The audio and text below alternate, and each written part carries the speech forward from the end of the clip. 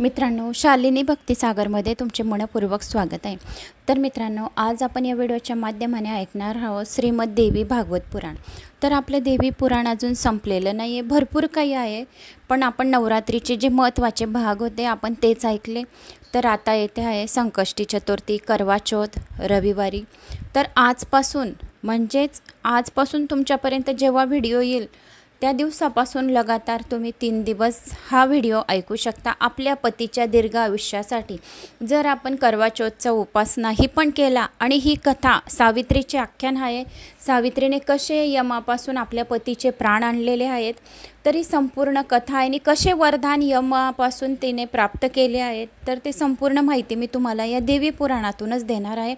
आता करवा चौथ काही ठिकाणी त्यांच्या सासवा करत नव्हत्या, आता कशी नवीन फॅशन तर नाही म्हणू शकत आपण, पण आता नवीन ज्या मुली आहेत तर त्यांना खूप हौस राहते। आणि आता ज्या सासवांमध्ये आहे, नवीन ज्या सासवा आहेत तर त्या थोड्या चेंज झाल्या आहे। जशी आपली म्हणजे पिढी चालत आहे, या जसा टाईम जो चालू आहे, ज्या दिवसाचा जे सुरुवात राहते तसे त्यांच्या नवीन पिढीमध्ये ढलत राहतो आपण।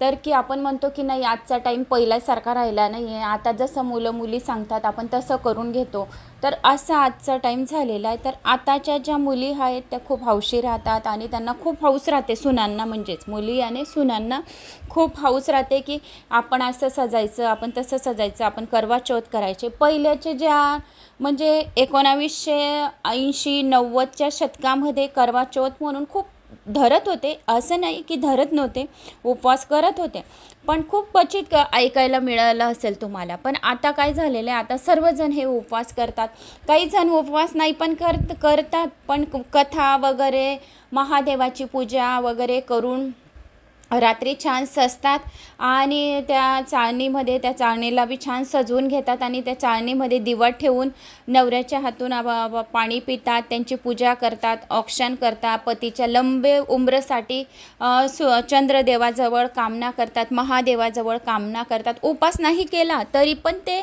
अशी पूजा करून आपली थोडं काहीतरी पुण्य मिळेल या उद्देशाने आणि आपल्या पतीच्या दीर्घायुष्य तरी मिळेल या उद्देशाने पूजा करतात। उपास नाही पण केला पण सजतात, धसतात, पूजा अर्चना करतात। आताची जी रूढ आहे, आता जी परंपरा चालू आहे, आताच मी तुम्हाला चलन सांगत आहे। म्हणजे 1980-90मध्ये हे काही नव्हतं। तर जशा सुना सांगतात त्या याच्यामध्ये सासवा बी ढलून जातात, त्या म्हणतात की आता आपल्याला काय करायचं आहे, जसं सुनांना राहतील तसं राहू दे, पण घरात सुख शांती राहू दे, एवढं म्हणतात सासवा आता की घरात सुख शांती नांदू दे, सुख शांती राहिली म्हणजे महालक्ष्मी आपोआप घरात राहते। तर अशी ही चलन आहे आताची।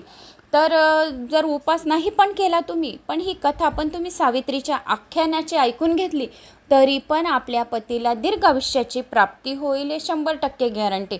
तर आणि संकष्टी चतुर्थी, करवा चौथच्या दिवशी तुम्हाला महादेवाच्या मंदिरात तुम्ही जाऊन महादेवाला जल अर्पण करू शकता, या घरी पण तुम्ही महादेवाची सेवा करू शकता, पूजा अर्चना करू शकता, आपल्या पतीच्या दीर्घ आयुष्याची कामना करू शकता, आपल्या मुलाबाळांच्या आयुष्यासाठी कामना करू शकता। प्रत्येक स्त्री ही आपलं कधीच मागत नाही, तिला आपल्या स्वतःसाठी आठवणच राहत नाही मागायची, तिला फक्त सतत आपल्या घरात आपल्या माणसाच्या या आपल्या मुलाबाळांना काय पाहिजे तिच्या मनात, मी पण एक स्त्री आहे, तुम्ही पण एक स्त्री आहे, तर तिच्या मनात सतत हेच राहतं। कारण तिला स्वतःचं दुःखत पण असेल तरी पण तिला आठवण नाही राहत की माझं हे दुखतंय देवाकडून हे मागू, कारण तिच्या मनात सतत आपल्या मुलाबाळांची चिंता राहते, नवऱ्यांची चिंता राहते।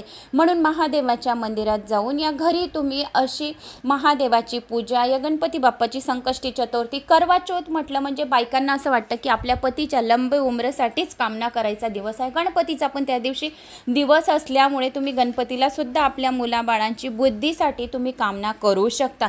तर हे सावित्रीचे आख्यान देवी भागवत पुराणामधले आहे, तर सर्वांनी ऐकण्याचे करावे। कोणी चॅनलला नवीन आलं तर लाल बटन सबस्क्राईब करावे, जास्तीत जास्त जणांना शेअर करावे। कुठून कोणत्या गावावरून तुम्ही माझा हा व्हिडिओ ऐकत आहोत, आपल्या गावाची कमेंट जशी करतात, खूप जणांच्या कमेंट्स येतात, देवरगाव, बीड यांच्या तर 2 वर्षापासून कंटिन्यू संगीता चौहान, अहमदाबाद, पुणे वगैरे खूप गावाहून कमेंट्स खूप काही गावाहून कमेंट्स येत राहतात तुमच्या. काही जणांच्या कमेंट्स आल्या की ताई कोजागिरी पौर्णिमाची पूजा 10 वाजता केली 16 तारखेला तर चालेल का? 16 तारखेलाच तुम्हाला पूजा करायची आहे, रात्री 12 वाजता करायची पण, कारण ते 39 मिनिटाची सेवा जी आहे ती रात्री 12चीच आहे. कारण लक्ष्मी ही केव्हा पण थोडी नाही येते, तिचा पण एक टाईम राहतो. तर तिचा येण्याचा टाईम रात्री 12 वाजता आहे. अगोदर 12ला 1-2 मिनटं कमी राहतात, त्यावेळेस लक्ष्मीची मोठी बहीण अलक्ष्मी दरिद्रता येते. अगोदर घरात घाण दिसली मग दरिद्रता बसून जाते. तिला खूप घाण आवडतं, तिला खूप कटकट आवडतं, तिला इकडे तिकडे निंदा नासलती चुगली हे करणं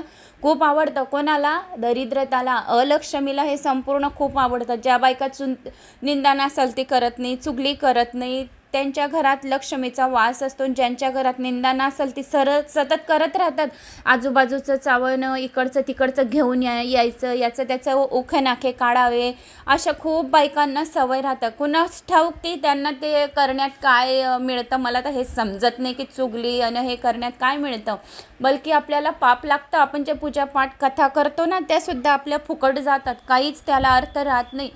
कोणी काही पण करो, चुगली करो, नासलती करो, आपल्याला मौन व्रत धरायचे. मौन बी नाही पण जे सत्य आहे ते बोलायचं. आणि कोणी करत असेल त्याला स्पष्ट मना करून द्यायचं, माझ्या घरात चुगली नासलती इकडचं तिकडचं करू नको. कारण इकडचं तिकडचं आणलं की तसं वातावरण आपल्या घरात होतं. आपल्या घरात कटकट नाही राहिली, कोणाची कटकटीचा पण विषय केला तरी लगेच कटकट होते. म्हणून कटकट करावीच नाही, कोणाचंच काहीच निंदा नासलती या दिवशी ऐकावी नाही. तर 12ला 2 मिनटं कमी राहतात तेव्हा महालक्ष्मीची बहीण दरिद्रता येते. आणि 12 वाजता बरोबर महालक्ष्मी येते. ज्या घरात दिवाबत्ती राहते, ज्या देवघरामध्ये नैवेद्य राहतं, नुसतं साखर पण ठेवून दिलं, पेढा बी ठेवून दिला, त्या घरात माता लक्ष्मी, गोड ज्या पदार्थ राहतो नैवेद्यामध्ये देण्यात येतो त्या घरात माता लक्ष्मी सतत वास करत राहते. अलक्ष्मीला ती घुसू देत नाही. अलक्ष्मी अशा ठिकाणी राहत नाही, कारण ती कटकटीच्या ठिकाणी राहते. घाण जिथे राहिली खूप, जिथं काहीतरी गंदगी राहिली, खूप वास येतो, त्या ठिकाणी अलक्ष्मी राहते. चांगल्या ठिकाणी माता लक्ष्मी राहत नाही. माता लक्ष्मी कोणाच्या हृदयात नाही, कोणाच्या शरीरात राहते. तर माता लक्ष्मी जे चांगले लोक आहेत, जे निंदा नासलती करत नाही, जे दया करतात, कोणाला क्षमा करतात, कोणी दारी आलेलं राहतं त्या याचकाला पोटभर खायला देतात, तहानेची तहान जाणतात, भुकेल्याचे भूक जाणतात, अशा व्यक्तीच्या शरीरामध्ये बी माता लक्ष्मी विराजमान राहते.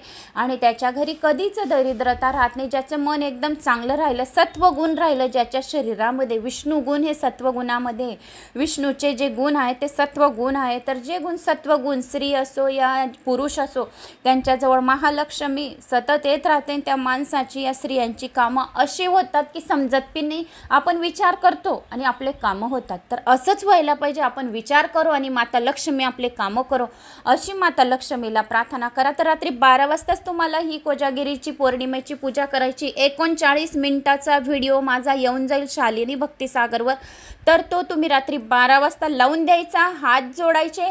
आणि मी जे श्रवण करत आहे, जे बोलत आहे ते तुम्ही श्रवण केलं. या माझ्या मागे तुम्हाला जे काही 1-2 शब्द बी येत असतील ते बोलत राहा, नाही बोलत राहिले पण हात जोडून नुसते जागे तरी राहणार, तरी माता लक्ष्मी तुमच्यावर प्रसन्न होईल. आणि त्या सेवा तुमच्या घरात, मंत्र तंत्र स्तोत्र तुमच्या घरात पडतील. तर 11 माळी स्वामी समर्थाच्या 16 वेळा श्री सूक्त, विष्णू गायत्री मंत्र 108 वेळा, लक्ष्मी गायत्री मंत्र 108 वेळा, कुबेर मंत्र 108 वेळा, गीतेचा 15वा अध्याय आणि व्यंकटेश स्तोत्र, असे संपूर्ण व्हिडिओ जे आहे ते तुम्हाला सेवा या 39 मिनिटाच्या बुधवारच्या रात्रीच तुम्हाला करायच्या आहेत. कारण की पौर्णिमा ही रात्री 8:43 की 40 मिनिटांनी लागत आहे. तर आपल्याला रात्रीच करायच्या आहेत. आणि सत्यनारायण आपण दुसऱ्या दिवशी 4:56 पौर्णिमेची समाप्ती होत आहे. तर आपण सत्यनारायण 3 वाजेनंतर केव्हाही करू शकतात. तर सत्यनारायण आपल्याला स्पेशल करायचं आहे, म्हणजे आपल्याला माता लक्ष्मीच्या सेवा ज्या राहतात सत्यनारायणच्या दिवसाच्या आणि आदल्या दिवसाच्या, तर त्या व्यवस्थित आपण दोघी दिवस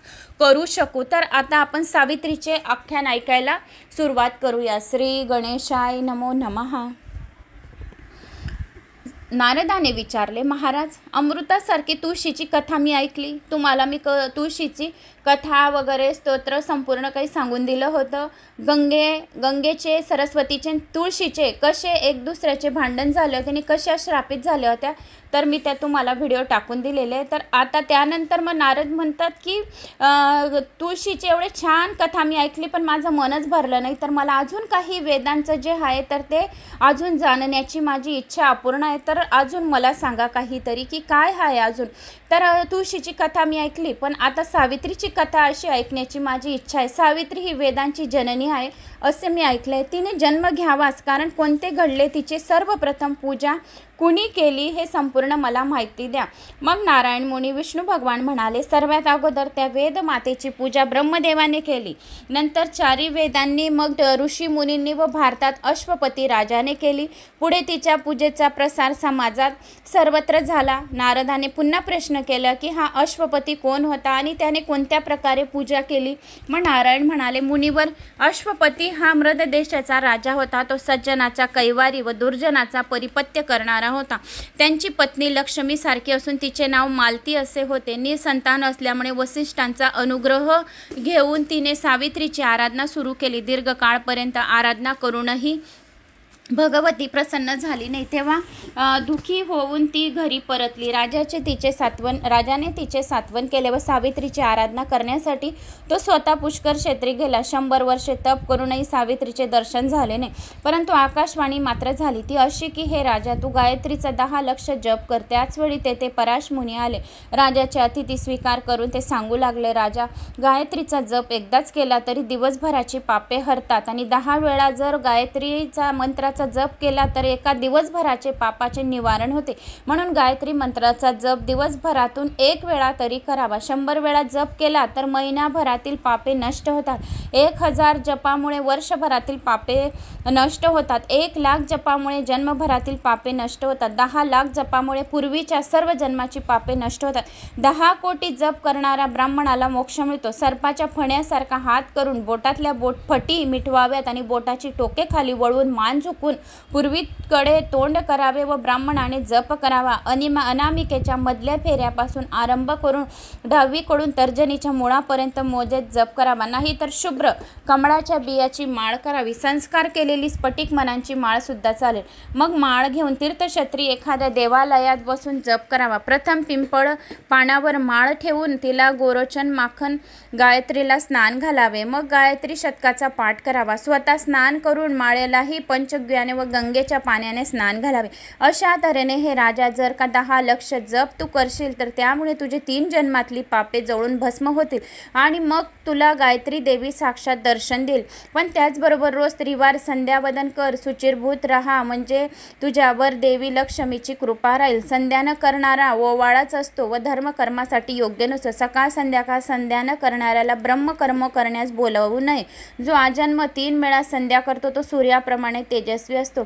त्याच्या पावलांच्या धुळीने पृथ्वी पावन होते. जो कोणी देवी भागवत पुराणातील ह्या कथा ऐकतो तर त्याच्या पावलांनी सुद्धा, धुळीने सुद्धा त्याचे घर पृथ्वीसारखे पावन होऊन जाते. तो जीवनमुक्त होतो. त्याने केलेल्या स्नानामुळे तीर्थ शुद्ध होतात.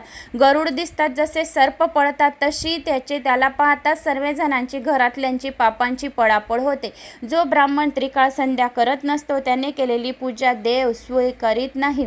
तसेच अशांचे पिंडदान पण पित्तर घेत नाही. तो मूळ प्रकृतीचा अभक्त, तिच्या मंत्राचा जप करत नाही, तिचा उत्सव करत नाही, तर त्याला बिनविषारी सापच म्हणावा. जो ब्राह्मण त्रिकाळ संध्या न करणारा, विष्णू मंत्राचा जप न करणारा आणि एकादशी व्रत न करणारा असेल तो बिनविषारी सर्प समजावा. आणखी असे की ब्राह्मण रूपी बिनविषारी सर्पे कोणती ते ऐक. देवाला नैवेद्य न दाखवता भोजन करणारा, धोबी काम करणारा, बैलावर बसणारा, शूद्राकडेच अन्न खाणारा, शूद्राची अत्यंत क्रिया करणारा, वेश्यागमनी, शूद्राघरी स्वयंपाक करणारा, शूद्राकडून दान घेणारा, शूद्राचे यज्ञ प्रयोग चालवणारा, शाईचा व्यापार करणारा, शास्त्रीची व्यापारी, कन्येला विकणारा, पैशांच्या मोबदल्यात हरिनाम विकणारा, निपुत्रिक स्त्री, विटाळाशी स्त्री, हिने शिजवलेले अन्न खाणारा, स्त्रीच्या कमाईवर जगणारा, सावकारी करणारा, विद्येची विक्री करणारा, सूर्योदयापर्यंत झोपून राहणारा, मासे खाणारा, भगवतीची पूजा न करणारा, असे सर्व ब्राह्मण पराशर पुढे सांगू लागले की हे सर्व पापकर्मामध्ये जातात आणि नरक यातना भोगतात. तसेच त्यांनी सावित्री देवीचा पूजाक्रम व ध्यानाचा विधी सांगितला आणि ते आपल्या आश्रमाकडे गेले. राजाने तशीच आराधना करून सावित्रीकडून वरप्रसाद, मग नारदाने विनंती केली आणि वरप्रसाद मिळवला. पराशरकडून राजाला जो पूजा विधी, ध्यान व स्तोत्र यांचा लाभ झाला ते सर्व त्याला सांगावे, तसेच रहस्य थोडक्यात का होईना पण ऐकायचे आहे असे नारदाने नारायण मुनीला सांगितले. मग नारायण मुनी बोलू लागले, ज्येष्ठ महिन्यातल्या कृष्ण त्रयोदशीला चांगल्या मुहूर्तावर व चतुर्दशीचे व्रत करावे. हे व्रत 14 वर्षाचे असून 14 प्रकारची फळे देणारे आहे. धूप, दीप, फुले व 14 प्रकारचे नैवेद्य यांनी देवी पूजन करावे. मग पाने, फळे व लावलेला घट स्थापन करावा. गणेश, सूर्य, अग्नी, विष्णू, शिवा यांची पंचायतन यांची पूजा करावी. नंतर त्या घटात देवीचे आवाहन करावे. आता माध्य दिन शाखेत सांगितलेले ध्यान करावे. अशा प्रकारे ध्यान करून मग मस्तकावर हात जोडून नमस्कार करावा आणि नैवेद्य दाखवावा. पुन्हा ध्यानपूर्वक घटामध्ये देवीचे आवाहन करावे. वेदमंत्रांनी 16 उपचारांनी अर्पण करावे. स्तवन करावे. 16 उपचार आहेत: आसन, पाद्य, अर्घ्य, स्नान, गंधलेपन, धूप, दीप, नैवेद्य, पानाचा विडा, आपोषण, वस्त्रे, अलंकार, फुले, सुगंधित द्रव्ये, आचमन, शय्या, सिंहासन चंदनाचे, अगर सोन्याचे असावे. तीर्थ घेणे फार पुण्यदायक असते. नंतर हात जोडून निवेदन करावे आणि याप्रमाणे सावित्री माताचे आख्यान ऐकायला सुरुवात करावे. हे सावित्री माते, हे पवित्र पाद्य जल, अर्घ्य, दुर्वा, फुले, अभिषेक, सुगंधित द्रव्ये, सुवासिक धूप, तेजस्वी दीपक, स्वादिष्ट नैवेद्य, त्रयोदशी गुणी विडा, पिण्यासाठी सुगंधित थंडगार पाणी, तल्लम, वस्त्रे, अलंकार, फळे, पुष्पमाळा, शेंदूर, यज्ञसूत्र अशा सर्व वस्तू मी तुला अर्पण केल्या. त्यांचा स्वीकार कर. नंतर ब्राह्मणाला दक्षिणा द्यावी. नंतर श्रीम ह्रीम क्लीम सावित्री स्वाहा हा 8 अक्षरी मंत्र जपावा. आता मी तुला सर्व मनोकामना पूर्ण करणारा माध्यदिन शाखेचे स्तोत्र सांगतो. त्याची उत्पत्ती अशी आहे की पूर्वी गोलोकात कृष्णाने ब्रह्मदेवाला सावित्री दिली असताना ती जाण्यास तयार होईना, तेव्हा कृष्णाच्या सांगण्यावरून ब्रह्मदेवाने तिची स्तुती केली आणि मग ब्रह्मदेव म्हणाले, सच्चिदानंद रूपे त्वं मूल प्रकृती रूपिणी, हिरण्यगर्भ रूपे त्वं प्रसन्नं भव सुंदरी, तेज स्वरूपे परमे परमानंद रूपिणी, द्विजातीनां जाती रूपे प्रसन्न भव सुंदरी, नित्य प्रिये देव नित्यानंद स्वरूपिणी, सर्व मंगल रूपेच प्रसन्नां भव सुंदरी, सर्व स्वरूपे विप्राणां मंत्र सारे परात परे, सुखदे मोक्षदे देवी प्रसन्नां भव सुंदरी, विप्र पापेदम दाय्यम ज्वल दग्नि शिकोपमे, ब्रह्मा तेज प्रदे देवी प्रसन्नां भव सुंदरी, कायेन मनसा वाचा यत पापम कुरुत मे नर, तत्वस्मरण मात्रेण भस्मीभूतं भविष्यन्ति. म्हणजे अशा स्तुतीमुळे प्रसन्न होऊन सावित्री ब्रह्मदेवासह गेली. मग नारदाने अश्वपतीने या स्तोत्राने भगवतीला प्रसन्न केले आणि तेव्हा तिने दर्शन दिले आणि इच्छित वर दिला. जो कोणी सकाळ संध्याकाळ दुपार या रोज या स्तोत्राचे पठण करेल, श्रवण करेल, त्याला 4 वेद पठण केल्याचे फळाची प्राप्ती होईल आणि त्याचे 7 जन्माचे दुःख, दारिद्र्य आणि सर्व पापे दूर होऊन त्याच्यावर महालक्ष्मीची कृपा होईल. सुख, ऐश्वर्य, धनसंपदा, मुलाबाळांना दीर्घायुष्य, पतीला दीर्घायुष्य मिळेल. त्या घरात सतत महालक्ष्मी वास करेल आणि जे जिथे जातील तिथे त्यांना विजयाची प्राप्ती होईल असे सांगितले. मग सावित्री आख्यान आणि सत्यवानाचा मृत्यू. नारायण पुढे म्हणाले, अश्वपतीने केलेल्या सांगोपांग पूजेमुळे प्रसन्न झालेली हजारो सूर्यासारखी तेजस्विनी दशोदिशा उजळीत त्याच्या पुढे प्रकटली आणि प्रसन्न चेहऱ्याने आईप्रमाणे वात्सल्यपणाने बोलले की, अरे राजा, तुझे मन मी ओळखते व तुझ्या पत्नीची इच्छा सुद्धा जाणते. तिला कन्या हवी आहे म्हणून प्रथम कन्या होईल व तुला मुलगा हवा आहे तो सुद्धा नंतर होईल असे सांगून ती ब्रह्मलोकी निघून गेले. त्याप्रमाणे राजाला एक सुंदर मुलगी झाली. तिचे नाव त्याने सावित्री असे ठेवले. यथाकाल ती मोठी होत चालली होती. जेव्हा ती तरुण झाली तेव्हा राजा धूमतसेनाचा पुत्र सत्यवान याच्याशी तिचा विवाह झाला व ती सासरी गेली. 1 वर्ष उलटल्यानंतर वडिलांच्या आज्ञेवरून लाकडे आणण्याकरता सत्यवान वनात गेला. त्याच्यासोबत सावित्री गेली. तेथे गेल्यावर लाकडे तोडताना सत्यवान दुर्दैवाने खाली पडला व लगेच त्याचा प्राण गेला. त्याच्या अंगठा एवढा जीव घेऊन जेव्हा यमधर्म जाऊ लागला तेव्हा पतिव्रतेच्या प्रभावामुळे सावित्रीने त्याला पाहिले व तीही त्याच्या मागोमाग चालू लागली. तिला निघालेली पाहून संयमनी नगराचा अधिपती व श्रेष्ठ धार्मिक असा यमराज तिला म्हणाला, हे सावित्री, तू या मानवी शरीराने कुठे निघाली? जर माझ्या मागून यायचे असेल तर शरीर इथे सोडावे लागेल, कारण की मानवी शरीरात यमलोकात कोणाला स्थान नाही आहे. मानवी शरीर पृथ्वीवर सोडूनच तुला यमलोकात यावं लागेल, कारण या जड देहाने माझ्या नगरीत येता येणार नाही. हा देहच मुळी नाशवंत आहे. हा देह फक्त बघण्याचा आहे, नाशवंत आहे. तर तू या जड देहाने यमलोकात प्रवेश करू शकत नाही. तुला हा देह पृथ्वी लोकातच सोडावा लागेल.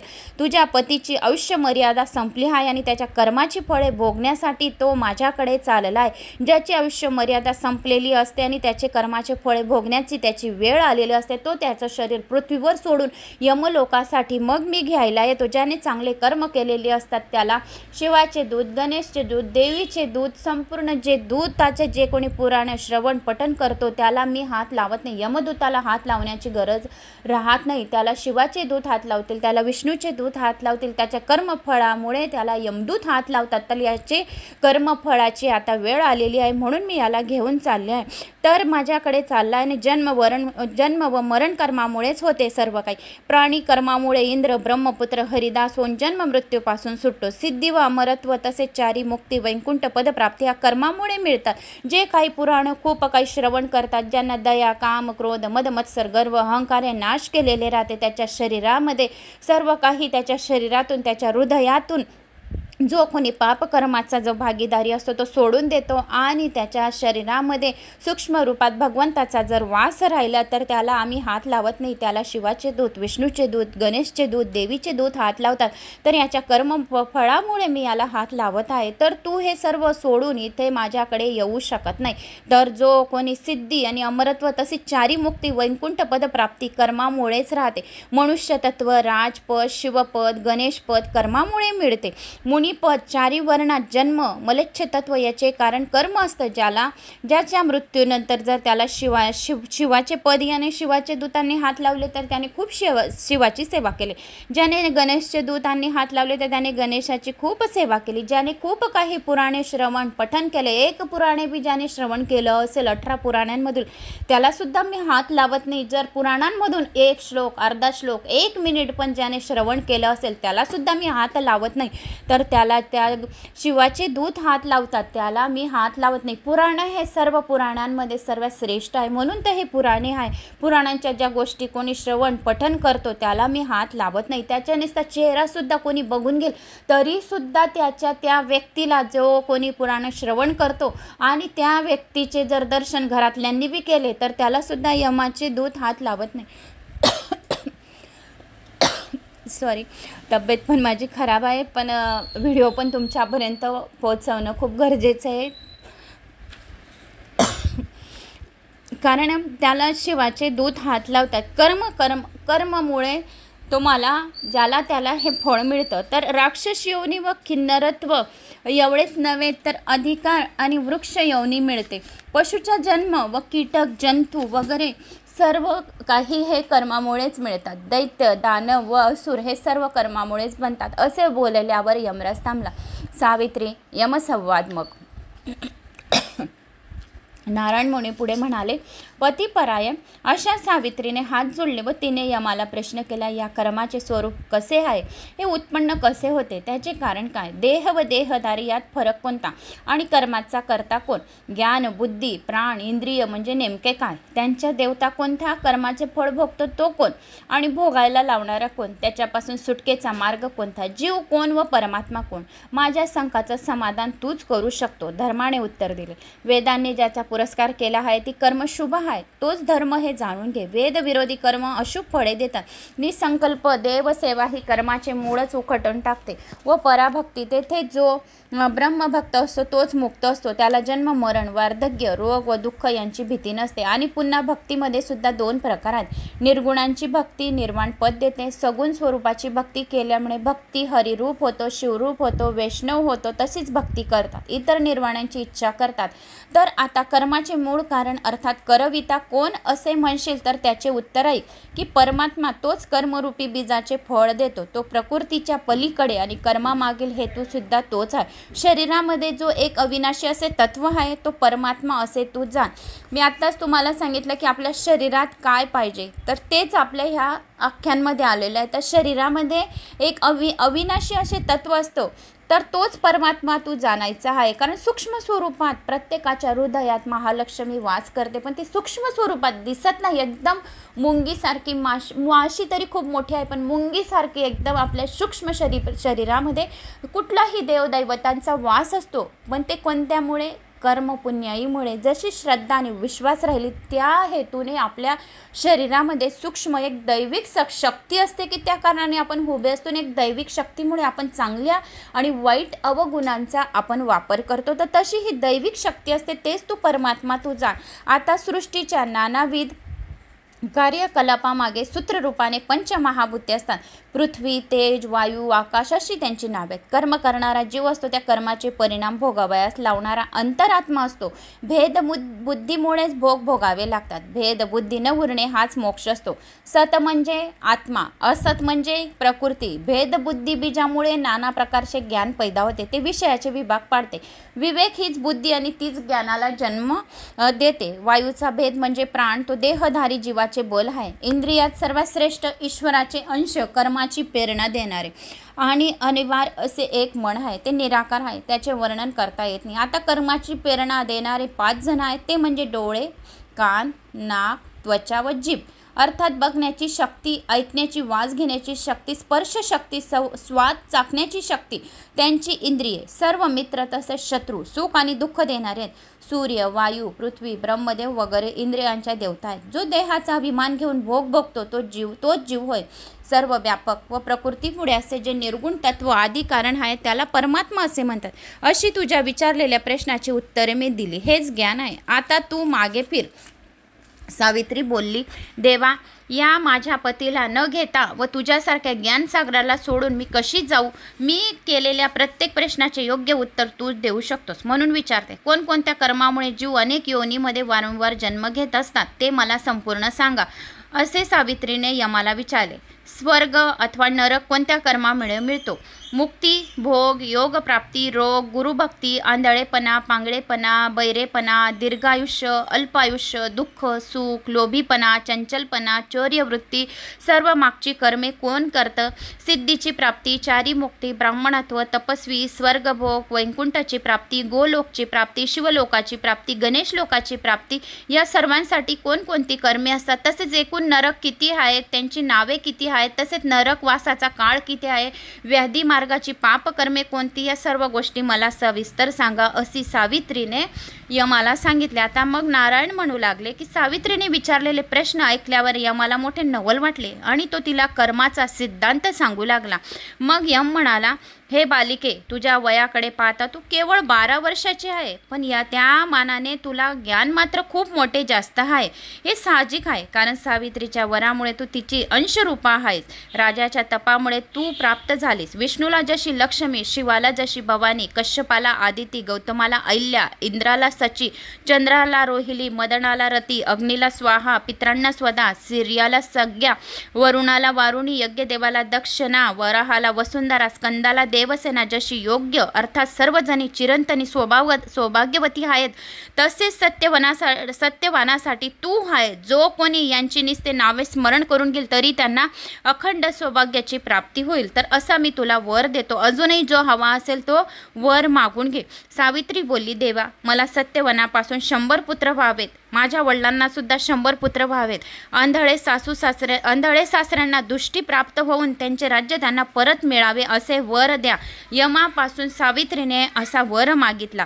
मग तसेच सत्यवानासहित अंतकाळी मला हरिपद प्राप्त व्हावे. आमचा संसार लाख वर्ष व्हावा अशी माझी इच्छा आहे. ही इच्छा पूर्ण करू. आणखी असे जीवांना चिकटलेल्या कर्मांच्या मागेच गूढ रहस्य मला उलगडून सांगा, कारण विश्वाच्या अतिप्रचंडी विस्ताराचे बीज तेच आहे.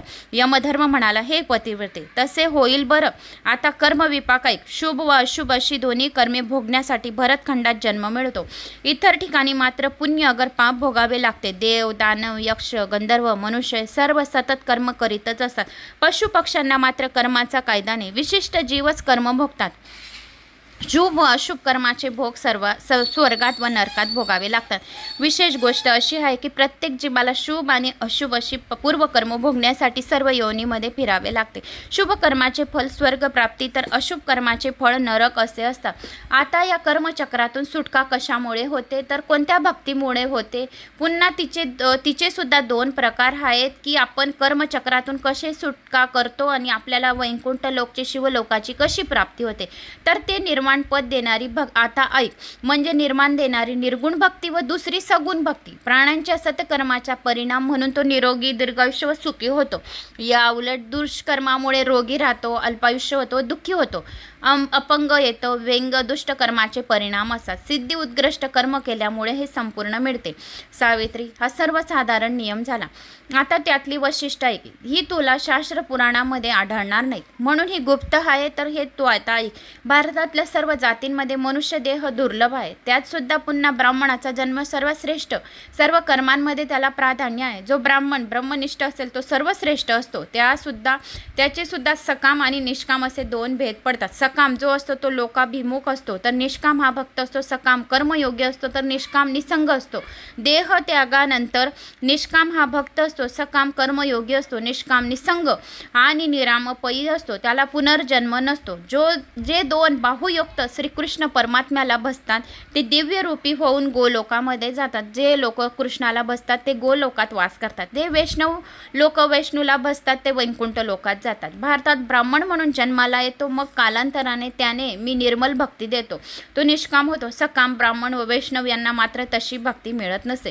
तीर्थक्षेत्री तपश्चर्या करणारे सर्व ब्राह्मण ब्रह्मलोकात जातात, पण पुन्हा भारतामध्ये जन्माला येतात. स्वधर्माचरण करणारे ब्राह्मण सत्यलोकी जातात, पण पुन्हा भारतात जन्मतात. सूर्याची भक्ती करून ते सूर्यलोकात जातात, परंतु पुन्हा भारतात जन्मतात. जे निष्काम धार्मिक लोक मूळ प्रकृतीची भक्ती करतात ते मणिद्वीपात जातात, त्यांना मात्र पुनर्जन्म नसतो. इतर धार्मिक जो लोक आहे शिव शक्ती गणपती यांची भक्ती करतात, या पुराण श्रवण पठण करतात.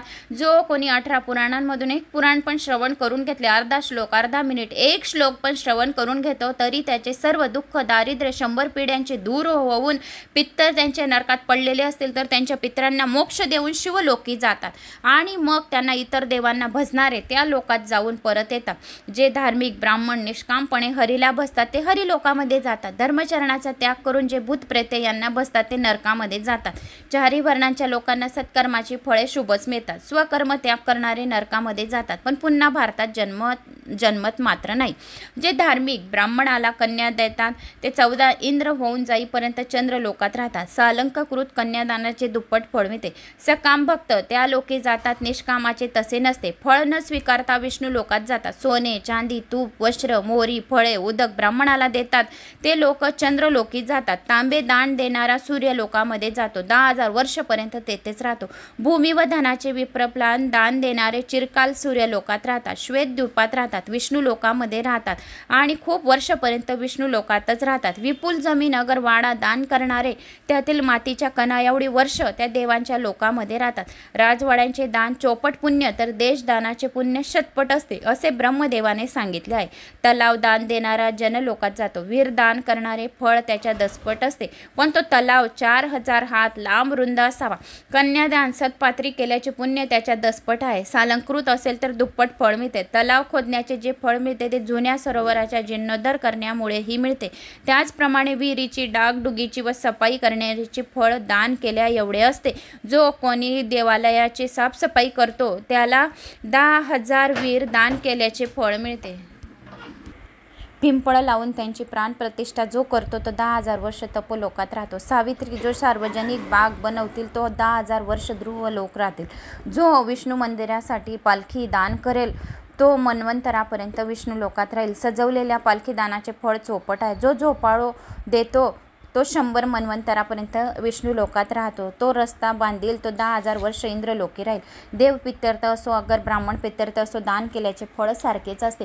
या सर्वांचा अर्थ एवढा आहे की जे पूर्वी दिलेले असते तेच परत मिळते. दिल्याविना काहीच मिळत नाही. पुण्यकर्माच्या प्रभावामुळे जीव हा ब्राह्मण, क्षत्रिय वगैरे धर्मामध्ये जन्मतो. श्रुती असे सांगतात की वर्ण हा जन्मसिद्ध असतो. फार उग्र तप केले तरी तो बदलत नाही. कोटी वेळा कल्पांत झाले तरी कर्म भोगल्याखेरीज त्याचा नाश होत नसतो. मग ते कर्म शुभ असतो वा अशुभ असतो. तीर्थ व देव यांच्या साह्याने शरीर शुद्ध होते. आणखी आता कोणती शंका आहे तर ते सांग, असे यमाने सावित्रीला विचारले. मग सावित्री म्हणाली, हे धर्मराज, आता मला सांग की कोणते कर्म केल्यामुळे मनुष्याला स्वर्गलोकाची प्राप्ती होते. मग यम बोलू लागले, या भारतात जो ब्राह्मणाला अन्नदान करतो, अन्नाच्या कणा एवढ्या वर्ष शिवलोकात राहतो. जो ब्राह्मणाला एक वेळा पण अन्नदान दिले तरी त्या ब्राह्मणाच्या कणा एवढे वर्षपर्यंत तो शिवलोकामध्ये राहतो. अन्नदान हे महादान आहे. जरी कोणत्याही जीवाला दिले अन्नदान तरी त्याला शिवलोकाची प्राप्ती होते. जो कोणी पिंपळाच्या झाडाखाली मुंग्यांना साखर टाकतो तरी पण त्याला करोडो अन्नदानाची प्राप्ती होते. तर तो शिवलोकामध्ये करोडो वर्षपर्यंत राहतो. त्याच्या तोडचे दानच नाही. पूर्वी, आता व पुढे सुद्धा या दानासाठी देश, काळ, पात्रता असा कोणताही नियम नाही. देव आणि ब्राह्मण यांना आसन दिले तर 10,000 वर्ष विष्णू लोकात वास करतो. ब्राह्मणाला दुभती गाय जर देण्यामुळे विष्णू लोकी जातो, तो जर ब्राह्मणाला गाय दान केली तर तो विष्णू लोकामध्ये राहतो. तेही त्या गायीच्या अंगावरील केसा इतकी वर्षपर्यंत शुभदिनी दान करण्यामुळे चौपटीने फळ मिळते. तीर्थक्षेत्रात शतपटीने, नारायण क्षेत्रात कोटीपटीने फळ मिळते. गोदानामुळे 10,000 वर्ष ही चंद्रलोकी राहावयास मिळते. गाभण गाय देण्याचे फळ दुभती गाय देण्या एवढे असते. ब्राह्मणाला शुभ्र छत्री जर दान केली तर 10,000 वर्ष वरुण लोक मिळतो. वस्त्रहीन ब्राह्मणाला वस्त्र जोडी करण्यामुळे 10,000 वर्ष वायू लोकात राहतो. वस्त्राश्रय शालिग्राम जर दिला तर सूर्य चंद्र असेपर्यंत वैकुंठाची प्राप्ती होते. तेच फळ ब्राह्मणाला शय्या दान केल्याची आहे. ब्राह्मणाला दिवा जर दान केला तर अग्निलोकी एका मन्वंतरापर्यंत निवास करतो. या भारतात जर ब्राह्मणाला हत्ती दान दिले तर इंद्रासोबत अर्ध्या आसनावर बसतो. घोडा दान दिला तर 14 इंद्राचा काळ पूर्ण होईपर्यंत वरुण लोकामध्ये मिळतो. पालखी दान करण्यामुळे तेवढाच काळ वरुण लोकाचा आहे. बाग जर दिली तर मन्वंतरापर्यंत वायू लोकी राहतो. पंखा, छत्र, चामराचे जर दान दिले तर वायू लोकात 10,000 वर्ष राहतो. धान्य, रत्नदानामुळे चिरंजीव होऊन वैकुंठी राहतो. निरंतर हरीचे जो नाम जपतो, घरामध्ये ओम नमो विष्णुवे नमा, ओम नमो भगवते वासुदेवाय नमा, जो कोणी विष्णूच्या कोणत्याही नामाच्या श्रवण पठण करतो, विष्णू पुराणाचे श्रवण पठण करतो, तर त्याला पौर्णिमेला दोल उत्सव, देवाला झोपड्यावर झुलवणे केला तर तो जीवनमुक्त होतो. एवढे दान त्याला पुण्यफळाची प्राप्ती होते. अंती विष्णू लोकी जाऊन 100 मन्वंतरा एवढा काळ तेथे राहतो. जो विष्णूचे श्रवण पठण करतो, या विष्णूच्या नामाचे जपमाळ करतो तर 100 वर्ष मन्वंतरापर्यंत तो विष्णू लोकामध्ये राहतो. हाच उत्सव उत्तरा फाल्गुन नक्षत्रावर जर केला आणि चांगल्या तिथीवर जर केला तर त्याला दुप्पट फळ मिळते. आणि ब्राह्मणाला तीळ दान दिल्यामुळे तिळाच्या दाना एवढी वर्ष शिव मंदिरे राहून नंतर चांगला जन्म मिळतो आणि चिरंजीवी राहतो. तांब्याचे भांडे जर ब्राह्मणाला दान दिले तर त्याचे फळ दुप्पटीने मिळते. सालंकृत, सुवासिनी व तरुण रूपसंपन्न अशी स्त्री ब्राह्मणाला दिली, तीही पतिव्रता असेल तर तो दाता मन्वंतरापर्यंत चंद्रलोकी जाऊन तेथे अप्सरासह रात्रंदिवस भोग भोगीत राहील. मग 10,000 वर्ष गंधर्व लोकात राहून उर्वशी बरोबर रात्रंदिवस भोग भोगेल. नंतर सुद्धा 10,000 वर्ष घेऊन प्रत्येक जन्मात देखणी पत्नी त्याला प्राप्त होईल. जेवढी फळे ब्राह्मणाला दान द्यावी तेवढी कमी आहे. जो कोणी ब्राह्मणाला दान धर्म करतो तर तो तेवढी वर्ष इंद्रलोकामध्ये वास करतो. मग पुन्हा उत्तम जन्म मिळून सुपुत्राचा लाभ होतो. द्रव्य धान्य भरून ते घर ब्राह्मण दिले तर 100 मन्वंतरे स्वर्गाची प्राप्ती होते. आणि लागवडी खालची पिकाऊ कसकदार जमीन जर ब्राह्मणाला दान दिली तर 100 मन्वंतरा एवढा काळ वैकुंठात राहून राजाचा जन्म मिळतो, पृथ्वीपती होतो. गोठ्यासहित गाव जर ब्राह्मणाला दान दिले तर 1,00,000 मन्वंतरापर्यंत वैकुंठी राहून पुन्हा उत्तम जन्माची प्राप्ती होते आणि लाखो गावाचा अधिपती होतो. उत्तमान उत्तम पैकी असे धन धान्याने संपूर्ण शहरच जर दिले तर 10,00,000 इंद्रा एवढा काळ कैलास लोकी त्याला राहायला मिळतो. 10,00,000 नगराचे अधिपती त्याला प्राप्त होते. अशी 100 नगरे जर दिली तर कोटी मन्वंतरापर्यंत विष्णू लोकामध्ये राहतो. इंद्राप्रमाणे वैभव संपन्न होऊन जमद्वीपाचा अधिपती होतो. कल्पांपर्यंत तो सुखी होतो. तात्पर्य एवढेच की जे काही दान द्यावे ते अनेक पटीने पुन्हा दात्याला मिळते. जो कोणी दाता एक फुलाची पकडी जर कोणाला दान देतो तरी पण तो 100 वर्षापर्यंत मन्वंतरापर्यंत राहतो. ज्याच्याजवळ काही नाही आणि त्याची फक्त इच्छा प्रकट झाली की मला माझ्याजवळ राहिलं असतं मी हे दान दिलं असतं ब्राह्मणाला तरी सुद्धा त्याला 100 वर्षापर्यंत मन्वंतरामध्ये राहण्याचे योग येतात. अनेक दाने तपश्चर्या तीर्थयात्रा केल्या तर पुनर्जन्म चुकत नाही. जे मूळ शक्तीची उपासना करतात त्यांना मात्र पुन्हा जन्म नाही. असंख्य ब्रह्मदेव होऊन गेली तरी भक्त मणिद्वीपातच राहतात. ते देव स्वरूप होऊन अजरामर निरंतर देवीची सेवा करीत राहतात. अनेक सिद्ध देव विश्व जात असतात तरी देवभक्ती देवाची करीत सेवा घडामोडी पाहतात. असो कार्तिकात हरिप्रीत्यर्थ तुलसीदान करणारे 3 युगापर्यंत हरिनिवासात वास्तव्य करतात. कार्तिक महिन्यात जो कोणी तुलसीचे दान करतो त्याला हजारो जन्मपर्यंत वैकुंठ लोकाची प्राप्ती होते. नंतर अशा जन्माला जातात की हरीची दृढ भक्ती त्यांना प्राप्त होते. ते जितेंद्रिय बनतात. प्रभात काळी जे गंगेमध्ये स्नान करतात, जे कार्तिक महिन्यामध्ये लवकर उठून स्नान करतात ते 60,000 युगा एवढा काळ हरी मंदिरात राहून पुन्हा श्रेष्ठ जन्माला जातात. विष्णू मंत्र जो कोणी जपतो मनुष्य देह सोडून हरिपदाला जातो. मात्र त्यांना पुन्हा जन्माला येणे नसते, मोक्षाची प्राप्ती होते. जो कोणी ओम नमो भगवते वासुदेवाय नमः हा मंत्र राजामध्ये सर्वात मंत्र राजा आहे. जो कोणी जपतो या एक वेळा सुद्धा विष्णूचे नामस्मरण करून घेतो या श्रवण करतो तरी सुद्धा त्याला पुनर्जन्म नाही आणि त्याची ब्रह्महत्येसारखी सुद्धा मोठी पर्वतासारखी पापे सुद्धा जळून भस्म होतात. ते हरिरूप होऊन हरीची सेवा करत राहतात. रोज गंगा स्नान करतो. तो पृथ्वीवर असला तरी सूर्यासारखा पवित्र असतो. त्याला पावलोपावली अश्वमेधाचे फळ मिळत राहते. त्याचे दुःख दारिद्र्य कष्ट दूर होत राहते. त्याच्या चरणधुळीमुळे त्याचे घर गंगासारखे पावन बनते. तो वैकुंठ लोकी चंद्र सूर्य असेपर्यंत वास करतो. मग पुन्हा उत्तमपैकी जन्म मिळून हरीची परमभक्ती प्राप्त होते. जीवनमुक्त असा तपस्वी होतो. जणू काही वैशाखमधला सूर्यच असो. सुवासिक पाण्याचे दान करणारा चंद्र इंद्रा एवढा काळ कैलासी राहतो. मग चांगल्या कुळात जन्मून विद्वान व तेजस्वी असा शिवभक्त होतो. वैशाखात सातू दान केले तर त्या सातूचे दाना एवढे वर्ष शिव सान्निध्यात मिळते. कृष्ण जन्माष्टमी व्रत जर केले तर शतजन्माची पापे नष्ट होतात. 14 इंद्राच्या काळापर्यंत वैकुंठात राहून उत्तमपैकी जन्माची त्याला प्राप्ती होते. कृष्ण भक्तीचा जो कोणी लाभ घेतो, विष्णू भक्त जो कोणी असतो, शिवरात्री व्रत करणारा 7 मन्वंतपर्यंत शिव सान्निध्यात राहतो. जो कोणी थोडीशी शिवाची भक्ती करतो, जो कोणी देवी पुराणातील 2 शब्द ऐकतो त्याला शिवरात्रीला बेलपत्रे वाहण्या एवढी वर्ष शिवलोकात राहतो. जो कोणी शिवरात्री व्रत करतो या देवी पुराणाचे श्रवण पठण करतो तर शिवरात्रीला बेलपत्रे वाहण्यामुळे पानांची एवढी वर्ष शिवलोकामध्ये राहतो. जो कोणी शिवलिंगावर एक बेलपत्री पण वाहतो तर त्या पानां एवढी शिवलोकामध्ये तो वास्तव्य करतो आणि उत्तम जन्म मिळून वैभव संपन्न प्रत्येक जन्मामध्ये त्याला वैभव संपन्न प्राप्त होते आणि तो प्रत्येक जन्मात शिवभक्त होतो. चैत्र अथवा माघ महिन्यात शंकराची अर्चना करून वेत्र पाणी होऊन 1 महिना 15 दिवस 10 किंवा 7 दिवस शिवासमोर नित्य जर केले तेवढी युगे शिवलोकाची प्राप्ती होते. श्री रामनवमी व्रत करणारा 7 मनवांपर्यंत विष्णू लोकामध्ये राहतो आणि मग त्याला उत्तम जन्माची प्राप्ती होते. जो रामाचे 1000 नाव श्रवण पठन करतो तो रामाच्याच भक्तीमध्ये मग्न राहतो आणि जितेंद्रिय होतो. शरदातील नवरात्रीची महापूजा करून मेंढा बकरा वगैरे बलिदान करणारा, महाउत्सव करणारा, नवरात्रीचे व्रत धरणारा, देवी भागवत पुराण ऐकणारा 7 मन्वंतर एवढा काळ शिवलोकात राहून उत्तमपैकी जन्माला जाऊन वैभव संपन्नाची प्राप्ती होते. पुत्र पौत्रवान धन धान्यादी मिळते. राजाधिराज होतो. कुबेरासारखे धन मिळते.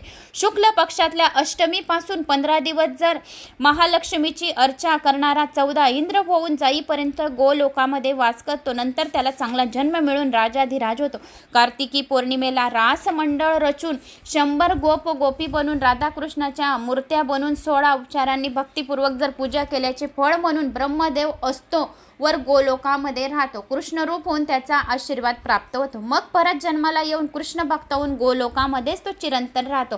त्याला म्हातारपण नसते, मरणही नसते. शुक्ल अथवा कृष्ण एकादशीच्या व्रत करणारा ब्रह्म एवढा देवा एवढा आयुष्य मिळून वैकुंठ लोकी राहतो. त्यानंतर पुन्हा जन्माला येऊन कृष्ण भक्त होतो आणि क्रमाक्रमाने हरीचा दृढ भक्त होतो. देह सोडल्यानंतर गोलोकामध्ये वास करतो. त्याला यमदूत हात लावत नाही. त्याला शिवाचे दूत, कृष्णाचे दूत, गणेशचे दूत, देवीचे दूत हात लावतात आणि त्याला कधीही यमयातना होत नाही आणि गोलोकामध्ये त्याला वास्तव्य राहते. भाद्रपद शुक्ल द्वादशीला इंद्राचे पूजन करावे.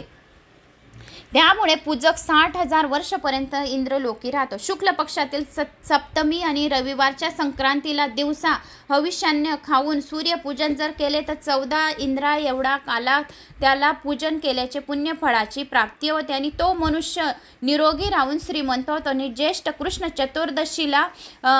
चतुर्दशीला सावित्री पूजन करावे. त्यामुळे 7 मन्वंतरपर्यंत ब्रह्मलोकी राहून पृथ्वीवर उत्तम प्रकारचा जन्म मिळतो. तो ज्ञानी, श्रीमंत, दीर्घायुष्याची प्राप्ती. त्यांनी जो कोणी तुझे हे आख्यान ऐकेल त्याला सुद्धा दीर्घायुष्याची प्राप्ती होईल. त्याला सर्व पापांपासून मुक्ती मिळेल आणि तिला अखंड सौभाग्याची प्राप्ती होईल. आणि माणसांना खूप दीर्घायुष्याची प्राप्ती होईल. रोगांपासून मुक्ती होईल. जर धनाची प्राप्ती पाहिजे असेल तर धन त्याला अमाप गणतीने मिळेल असे स्वतः नारायणाने सांगितले आहे. मग माघ शुद्ध पंचमी दिनी सरस्वतीचे षोडोपचारांनी पूजन जर केले तर 1 कल्प एवढा काळ मणिदूपात राहून कवी पंडित होतो. आयुष्यभर जर कोणी सोने व गायी ब्राह्मणाला दान केले तर त्याला गायीच्या अंगावरचे केसांचे दुप्पट वर्ष विष्णुलोकी राहायला मिळते. तिथली सुखे भोगून पुन्हा चक्रवर्ती राजा म्हणून जन्म घेतो. ब्राह्मणांना इच्छा भोजून देणारा ब्राह्मणाच्या अंगावरील केसा एवढी विष्णुलोकात राहून पुन्हा धनवान जन्माला येतो. विद्वान, दीर्घायुष्य, पराक्रमी होतो. सतत हरिनाम घेणारा, इतरांना प्रवृत्त करणारा, वैकुंठात जाऊन राहणारा आणि धन्वंता घरी तो जन्मतो. विष्णू तीर्थात हरिनाम जपण्याचे फळ त्याच्या कोटीपटाने मिळते. असा माणूस जीवनमुक्त होतो. त्याच्या परमगती वैकुंठाची प्राप्ती होते. जो कोणी पौर्णिमेच्या दिवशी विष्णू भगवानांचे, विष्णू सहस्रनामाचे, विष्णूंच्या नावाचे मंत्राचे, महालक्ष्मीच्या नावाचे मंत्राचे, स्तोत्राचे पठन करतो त्याला साक्षात विष्णू रूपच प्राप्त होतो. पुन्हा जन्माला येत नाही. जो शिवाच्या पार्थिव शिवलिंगाचे पूजन करतो त्या पूजनाला लिंगाच्या मातीच्या कणा एवढी वर्ष शिवलोकात राहून भारतात तो राजा आणि राणीचा त्याला जन्म मिळतो. जो रोज शाळीग्रामाची पूजा करून तीर्थ घेणारा 100 ब्रह्मदेवाच्या आयुष्य एवढा काळ वैकुंठात राहून पुन्हा जन्म मिळतो. मग हरिभक्त होऊन वैकुंठात जातो. तो परत येत नाही. सर्व व्रते, तपस्या यांची फळ म्हणून 14 इंद्र होईपर्यंत वैकुंठामध्ये लाभ मिळतो. पुन्हा भारतात राजा होऊन अंतिम मुक्त होतो. पृथ्वी प्रदक्षिणा करून जर सर्व तीर्थ स्नान केले निर्माण पद प्राप्त होते. पुन्हा जन्म येत नाही. भारतात अश्वमेध करणारा घोड्याच्या केसा एवढी वर्ष इंद्राच्या अर्घ्य आसन भोगतो. राजसूय यज्ञाच्या चौपट याचे फळ आहे. पण एक लक्षात ठेव की देवी यज्ञ एवढा श्रेष्ठ दुसरा कोणताही यज्ञ नाही. जो कोणी देवीचा यज्ञ करतो त्याहून दुसरा कोणताही यज्ञ श्रेष्ठ नाही. पूर्वी हा देवी यज्ञ ब्रह्मदेवाने, विष्णूने आणि त्रिपुरासुराच्या वधासाठी शंकराने केला होता. बालिके, त्रैलोक्यात त्याच्या तोंडीचा यज्ञ नाहीच.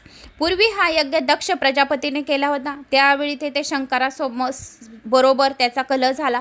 तेव्हा नंदी व ब्राह्मणांनी परस्परांना शाप दिले होते. त्यासाठी शंकरांनी त्या यज्ञाचा समूळ विध्वंस केला होता. नंतर तसेच यज्ञ धर्म, कश्यप व कर्दम यांनी केले.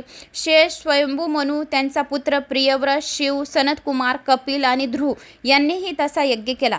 राजसूय यज्ञाच्या हजारो पटीने जास्त फळ याचे आहे. वेदांचेही मत असेच आहे. हा यज्ञ करणारा शेकडो वर्ष जगून अंती जीवन मुक्त होतो. त्याचे ज्ञान व तेज विष्णूच्या बरोबरीचे असते.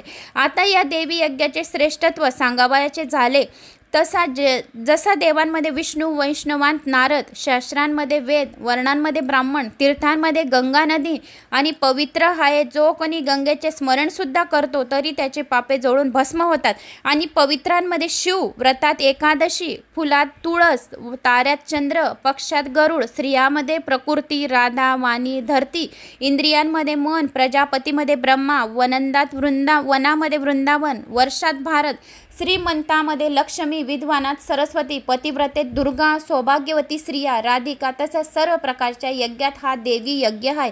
जो कोणी हे श्रवण पठण करेल तरी पण त्याला 60,000 यज्ञ केल्याची पुण्यफळाची प्राप्त होईल आणि 100 अश्वमेध केल्याने इंद्रतत्व प्राप्त होईल. जो कोणी सावित्रीचे आख्यान ऐकेल त्याला 100 यज्ञ अश्वमेध केल्याची पुण्यफळाची प्राप्ती होईल आणि 1000 केल्याने पृथ्वीराजाप्रमाणे विष्णुपदाची प्राप्ती होईल.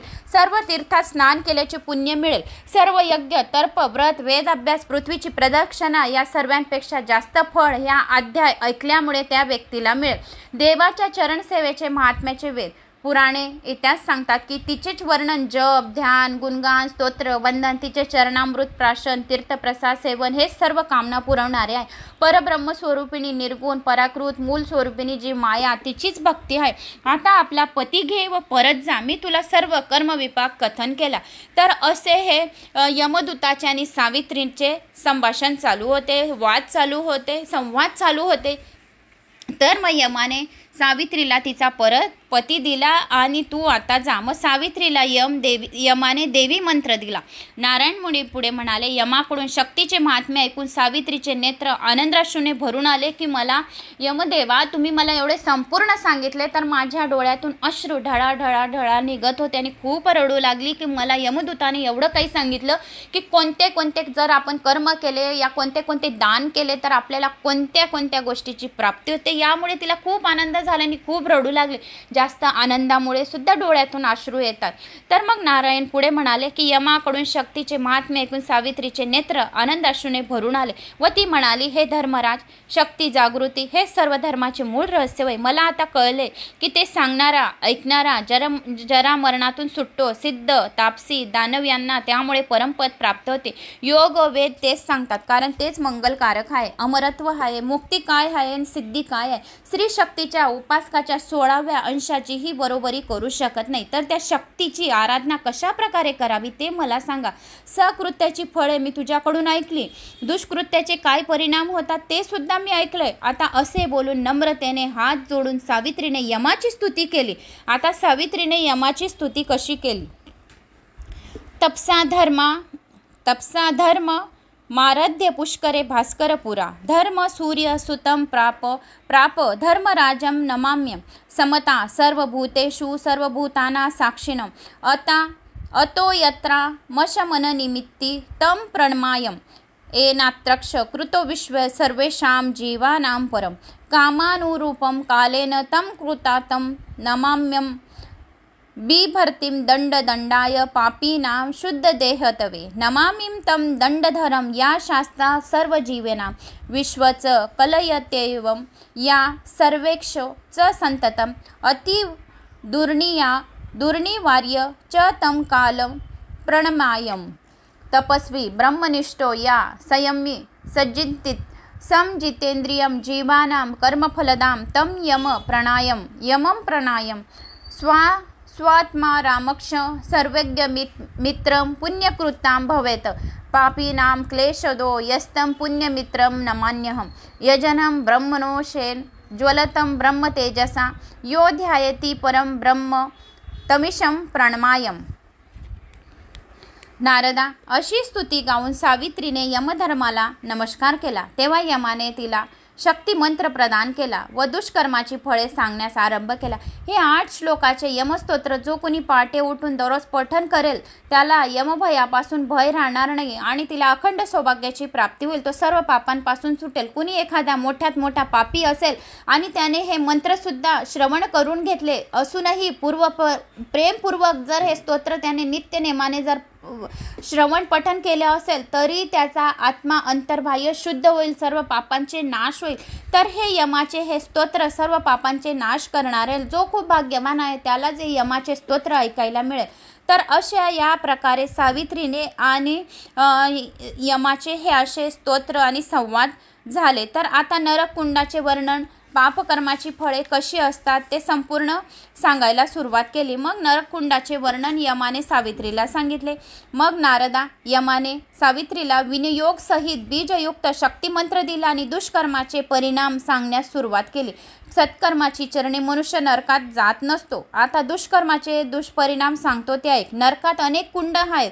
कर्माच्या भेदाप्रमाणे तीव्रतेनुसार कमी अधिक खोल क्लेशदायक आहेत, भयानक असूय अशी आहेत. एकूण 86 प्रकारची कुंड आहेत. त्यांची वेदोक्तक नावे अशी आहेत. 86 नावं नरकाच्या कुंडांची कशी आहेत?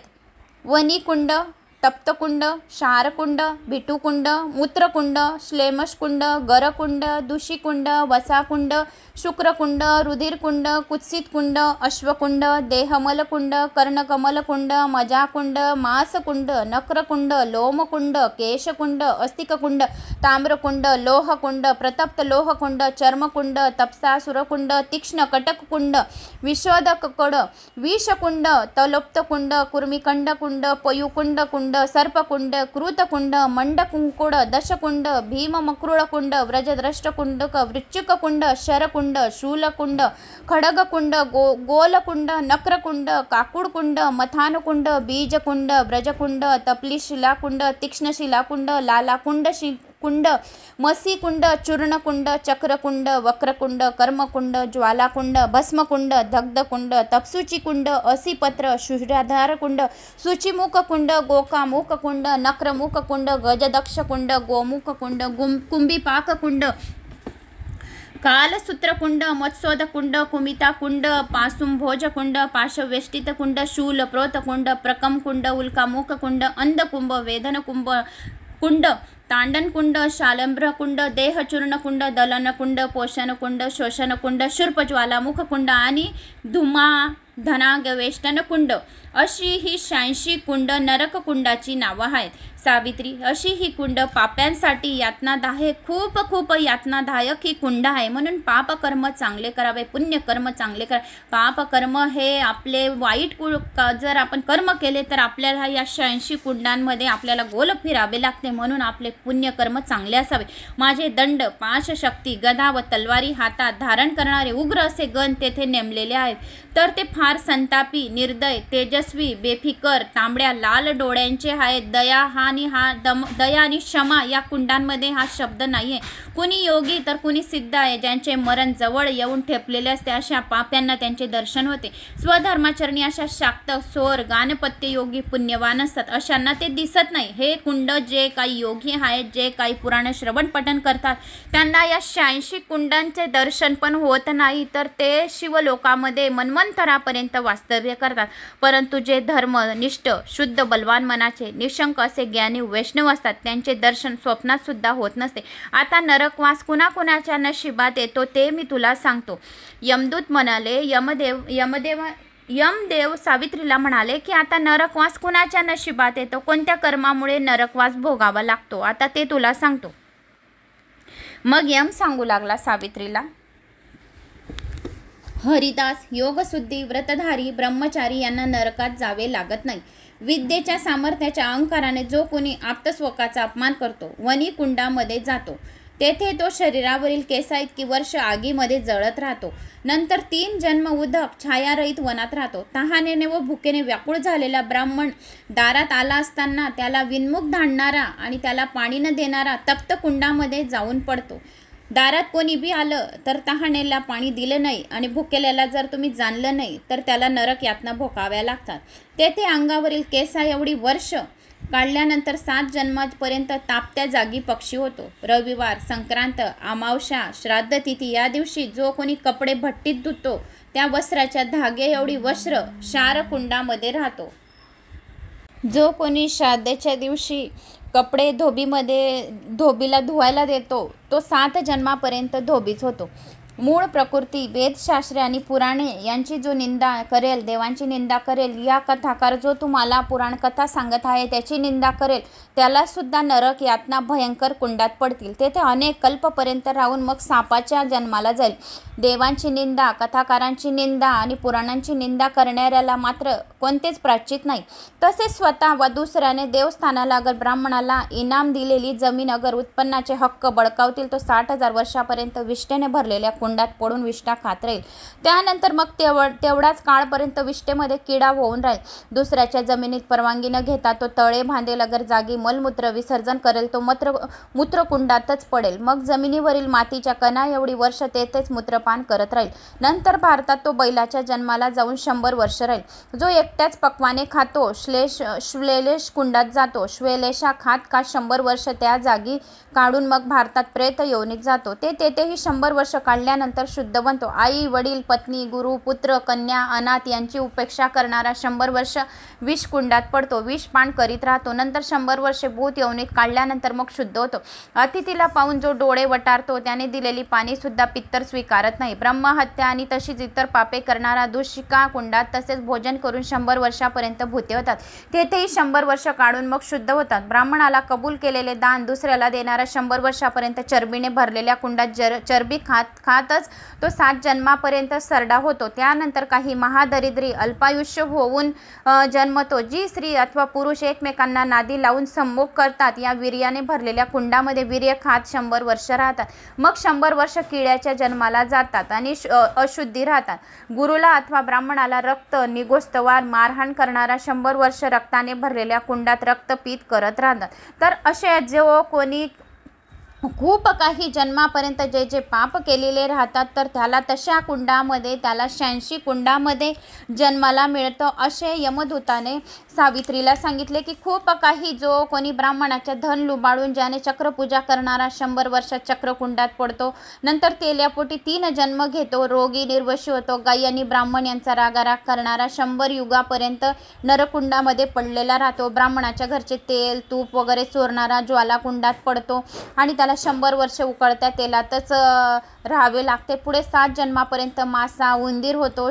मग नंतर देव ब्राह्मण घरची सुगंधित तेले आवळे आणि इतर सुवासिक वस्तूंची चोरी करणारा दग्ध कुंडात राहतो. दिवस रात्र जाळीत राहतो. अशा त्याच्या केसा एवढी वर्ष गेली तरी मग 7 मण्वणपर्यंत तो हरणीच्या बेंबात जन्मून 7 जन्म मथान होऊन तो पुढे मनुष्य होतो. दुसऱ्या कुणाची वडिलोपार्जित हक्काची जमीन कपटाने बळजबरीने वा ठार मारून बळकवणारा तप्ससूचीच्या नावाच्या नरक कुंडामध्ये पडतो. दिवस रात्र त्याला भाजून काढतात. त्याचा देह भस्म होत नाही असे 7 मन्वंतरापर्यंत त्याचे हाल होतात. नंतर विष्ठेत किडा होऊन 60,000 वर्ष राहतो. नंतर दारिद्र्य भूमिहीन मानवाचा त्याला जन्म मिळतो. तर अशी जो कोणी पापकर्म करतो तर त्याला अशी पापकर्माची फळे या 86 नरककुंडाची भोगावी लागतात. आता आणखी पापकर्मे आणि त्यांची फळे मग यमदूत सावित्रीला सांगतात. निर्दयपणाने मनुष्याची व प्राण्याची शास्त्रांनी हत्या करणारा 14 मन्वंतापर्यंत असित्र पडतो. त्यासुद्धा ब्राह्मणांना मारणारा 100 मन्वंतरांपर्यंत तो नरककुंडामध्ये पडतो. आणि मग यमदूत सांगू लागले की श्रीकृष्णमूर्ती व देवमूर्त्या यमदूत सांगू लागले श्रीकृष्णमूर्ती व इतर देवमूर्त्या शिवलिंग सूर्यकांत मणी गणेश दुर्गा आणि देवतांमध्ये उच्च नीच भेद ठेवतो त्याला ब्रह्महत्येचे पाप लागतो. म्हणून देवांमध्ये उच्च नीच आणि कधीच ठेवू नये. कृष्णाष्टमी रामनवमी शिवरात्र एकादशी रविवार ही व्रत न पाळवणारा सर्व ब्रह्महत्येसारखे घातक असतात. आणि मग नंतर अविवाहित निपुत्रिक नास्तिक असा मनुष्य ब्रह्महत्याराचा होय. हरीचे रोज पूजन न करणारा नैवेद्य न दाखवता जेवणारा पार्थिव शिवलिंग पूजा न करणारा गायीला मारत असताना पाहूनही त्याचे निवारण न होणारा गाय ब्राह्मण यांच्यामधून निघून जाणारा सर्व ब्रह्महत्येसारखे पातक असतात. मग शूद्राची चाकरी करणारा शूद्राचे पोरहत्य करणारा ग्रामयजी म्हणणारा देवाची पूजा द्रव्य घेऊन करतो त्याला देवल म्हणतात. जो कोणी आई वडिलांना वागत नाही तर त्याला सुद्धा ब्रह्महत्या होऊन सुद्धा त्याला खूप काही मन्वंतरापर्यंत त्याला कुंभीपाकातच राहावे लागते. म्हणून आई वडिलांची सेवा अधिक करावी. जर कुठलेही काम नाही केले पण आई वडिलांची सेवा नक्की करावी. जर आई वडिलांची सेवा केली तर हे 86 कुंड नरक यातनाचे त्याला भोगावे लागत नाही. म्हणून आई वडिलांच्या चरणामध्ये 4 धाम 12 ज्योतिर्लिंगांचे तीर्थ हे आई वडिलांच्या चरणामध्ये आहे. तर जो कोणी आई वडिलांची सेवा करतो आई वडिलांची चाकरी करतो आई वडिलांना पोटभर जेवण देतो आई वडिलांना डोळे वटारत नाही अशा व्यक्तीला यमदूत हात लावत नाही. नरक कुंडाचे 86 नरक कुंडाचे त्याला यातना सुद्धा भोगाव्या लागत नाही. तो खूप काही काळपर्यंत मन्वंतरामध्ये शिवलोकामध्ये त्याला वास्तव्य मिळते. तर असे यमदूताने सावित्रीला सर्व काही पापकर्माचे कथन सांगितले. पापी व पापकर्म यांचे वर्णन कसे आहे तर ते आता पुढे ऐकूया. मग यमाने अजून पुढे कथन चालू ठेवले, हे पतिव्रते, देवाची सेवा केल्याशिवाय कर्माचा निचरा होत नसतो. शुद्ध कर्म सत्कृत्याचे बीज होय. पापकृत्यामुळे नरकवास मिळतो. जो कोणी व्यभिचारिणी बरोबर शरीर संबंध ठेवतो, तिचे अन्न खातो, मेल्यावर कालसूत्र नरकात जातो. तेथे 100 वर्ष काढून तो रोगी होऊन जन्मतो. एकाच पतीशी शरीर संबंध ठेवते ती पतिव्रता होय. दोघांशी ठेवणारी कुलटा होय. तिघांशी ठेवणारी धर्षणी होय. चौघांशी 4 जणांशी संबंध ठेवणारी पुलिंशिनी होय. 5-6 जणांशी ठेवणारी वेश्या होय. 7-8 जणांशी संबंध ठेवणारी पुंगी होय. यापेक्षा जास्त लोकांशी संबंध शरीर करणारी महावेश्या असे समजावे.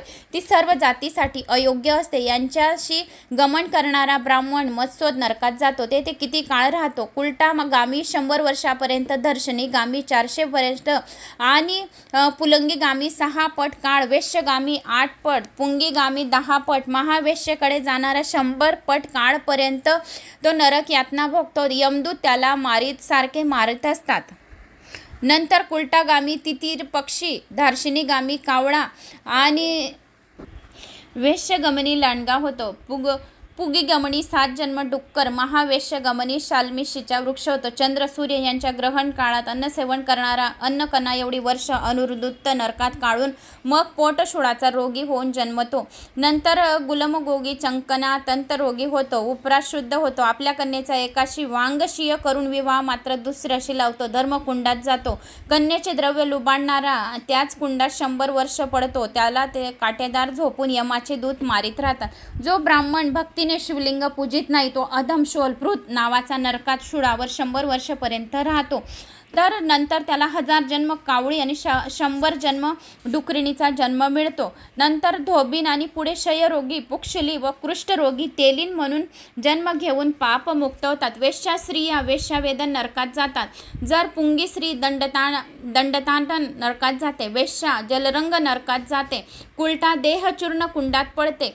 स्वैरणीला दलकुंडात पडते. दर्शिनीला शोषण कुंडात पडते. आणि मग सर्वजणी तेथे विष्ठा खात, मूत्र पीत, दूतांचा मार खात एका मन्वंतरापर्यंत राहतात. मग पुढे 1 लाख वर्षापर्यंत विष्ठेतल्या किड्यांच्या जन्माला जाऊन नंतर पापमुक्त होतात. आता सुवर्ण परस्त्री गमन करण्याचे फळ ऐक. ब्राह्मण, क्षत्रिय, वैश्य, शूद्र आपल्याच वर्णांचा पण परस्त्री बरोबर शरीर संबंध ठेवेल तो पुरुष कषाय नरकामध्ये पडेल. तेथे तापलेल्या कषाय जल पीत पीत 12 वर्ष काढल्यानंतर पापमुक्त होतात. आणि जो कोणी परस्त्री परपुरुषपर्यंत संबंध ठेवतो त्या स्त्रियांना सुद्धा हेच प्रायश्चित आहे. ब्राह्मणाशी जर क्षत्रिय वैश्य संबंध ठेवले तर मात्र गामी सर्पकुंडामध्ये पडावे लागते. ब्राह्मणीसह दोघांना सुपा एवढे मोठमोठे कृमी कुरतडत असतात. मूत्र प्यायला देतात. मार मारून जर्जर करतात आणि 14 इंद्र होईपर्यंत चालते. नंतर 7 जन्म डुकराचे आणि बकऱ्याचे घेतल्यानंतर दोघंही पापमुक्त होतात. आता वचनभंग करणाऱ्याची गती सांगतो.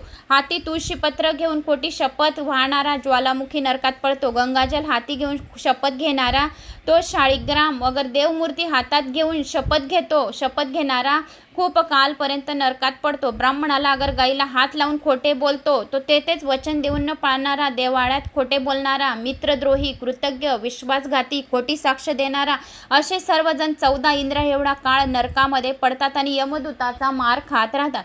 पुढे मग तुळस घेऊन खोटी शपथ घेणारा जो असतो तो 7 जन्मापर्यंत चांडाळ होतो आणि मग पापमुक्त होतो. गंगा स्पर्श करून खोटे बोलतो या मोडतो तो 5 जन्मापर्यंत पापमुक्त होऊन मग 5 जन्मापर्यंत त्याला पाप यातना भोगाव्या लागतात. शाळीग्राम व मूर्तीला हात लावून खोटे बोलणारा 7 जन्मापर्यंतचा किडा होतो. हाती हात घेऊन दिलेले वचन मोडणारा 7 जन्मापर्यंत सर्प होतो. देवळात उभा राहून खोटे बोलणारा 7 जन्मापर्यंत पुजारी बनून ब्राह्मणीला गाईला हात लावून खोटे बोलतो तो वाघ, मुका, बैरा असतो. 3 जन्मापर्यंत बैरा राहील. नंतर पुन्हा अविवाहित निर्विषी होऊन पापमुक्त होतो. मित्रद्रोही मुंगूस होतो. कृतज्ञ गडक होतो. विश्वासघातकी 7 जन्मापर्यंत वाघ बनतो. खोटी साक्ष देणारा बेडूक बनतो. आपले 7 पूर्वज 7 वंशज मारतो. क्रियाहीन ब्राह्मण जडमूड बनतो. वेदवचनांची टिंगल करणारा, शास्त्र न मारणारा दुम्माद्र नरकात 100 वर्ष पडतो. मग पाण्यातला जंतू मासा झाल्यानंतर पाप मुक्त होतो. जो देवा ब्राह्मणांची थट्टा करतो पूर्वीच्या 7 पिढ्या व नंतरच्या 7 पिढ्या नरकामध्ये जातो. जो देवांची ब्राह्मणांची थट्टा करणारा 7 पिढ्यांपर्यंत नरकामध्ये राहतो, धूम्रात नरकात पडतात आणि नंतर 7 जन्मापर्यंत उंदीर होतो, पुढे पक्ष्यांच्या किड्यांच्या जन्माला जातात, वृक्ष व पशु होऊन मग पाप मुक्त होतात. ज्योतिष्य विद्या आणि वैद्यकीय करणारा, लाखेची लोखंडाची देवघेव करणारा, औषध विकणारा सर्वजण नागवेष्ट नरकात पडतात. तेथे अंगावरच्या केसा एवढी वर्ष घोळक्यात काढतात. नंतर 7 जन्म ज्योतिष्य, 7 जन्म वैद्य, मग गवळी रंगारी झाल्यावर पापमुक्त होतात. सावित्री हे मुख नरक सांगितलेले आहे, म्हणजे हे सर्व मुख्य नरक सांगितले. मी तुला 86 नरकाच्या सर्व काही सांगितलेले आहे. आणखी पुष्कळ अशी पापी आहेत की पापकर्माची फळे भोगावी लागतात. अजून काय तुला ऐकायचे आहे तर ते मला सांगा. आता पुण्यवंत व पुण्यकर्माचे वर्णन काय आहे तर ते मला सांगा, असे सावित्रीने प्रश्न केला यमराजाला की हे यमदेवा, मला पुण्य, तुम्ही हे सर्व नरकचे यातना सांगितले, नरकचे कुंड सांगितले, तर मला खूप भीती वाटते ऐकूनच. तर आता पुण्यवंत लोकांनी कोणते कोणते पुण्य करावे पुण्यकर्मासाठी, तर त्याला नरक यातना होईना, तर काय कोणते पुण्य करायचे, असा प्रश्न सावित्रीने यमदेवाला केला. आता पुण्याचे कर्माचे फळ ऐका पुण्यवंत लोकांचे.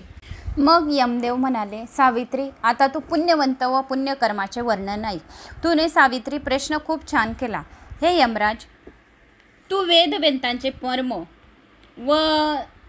वेदांचे मर्म जाणतस, तर मला नानाविधी पुराणे व इतिहास यांचे सुद्धा तात्पर्य सांगावे, जे जाणल्यामुळे हे नरकवासाचे महादुःख भोगावे लागणार नाही. तर पुराणे ऐकले तरी पण हे कोणते दुःख भोगावे नाही लागणार, तर पुराणांचे पण आम्हाला इतिहास सांगा.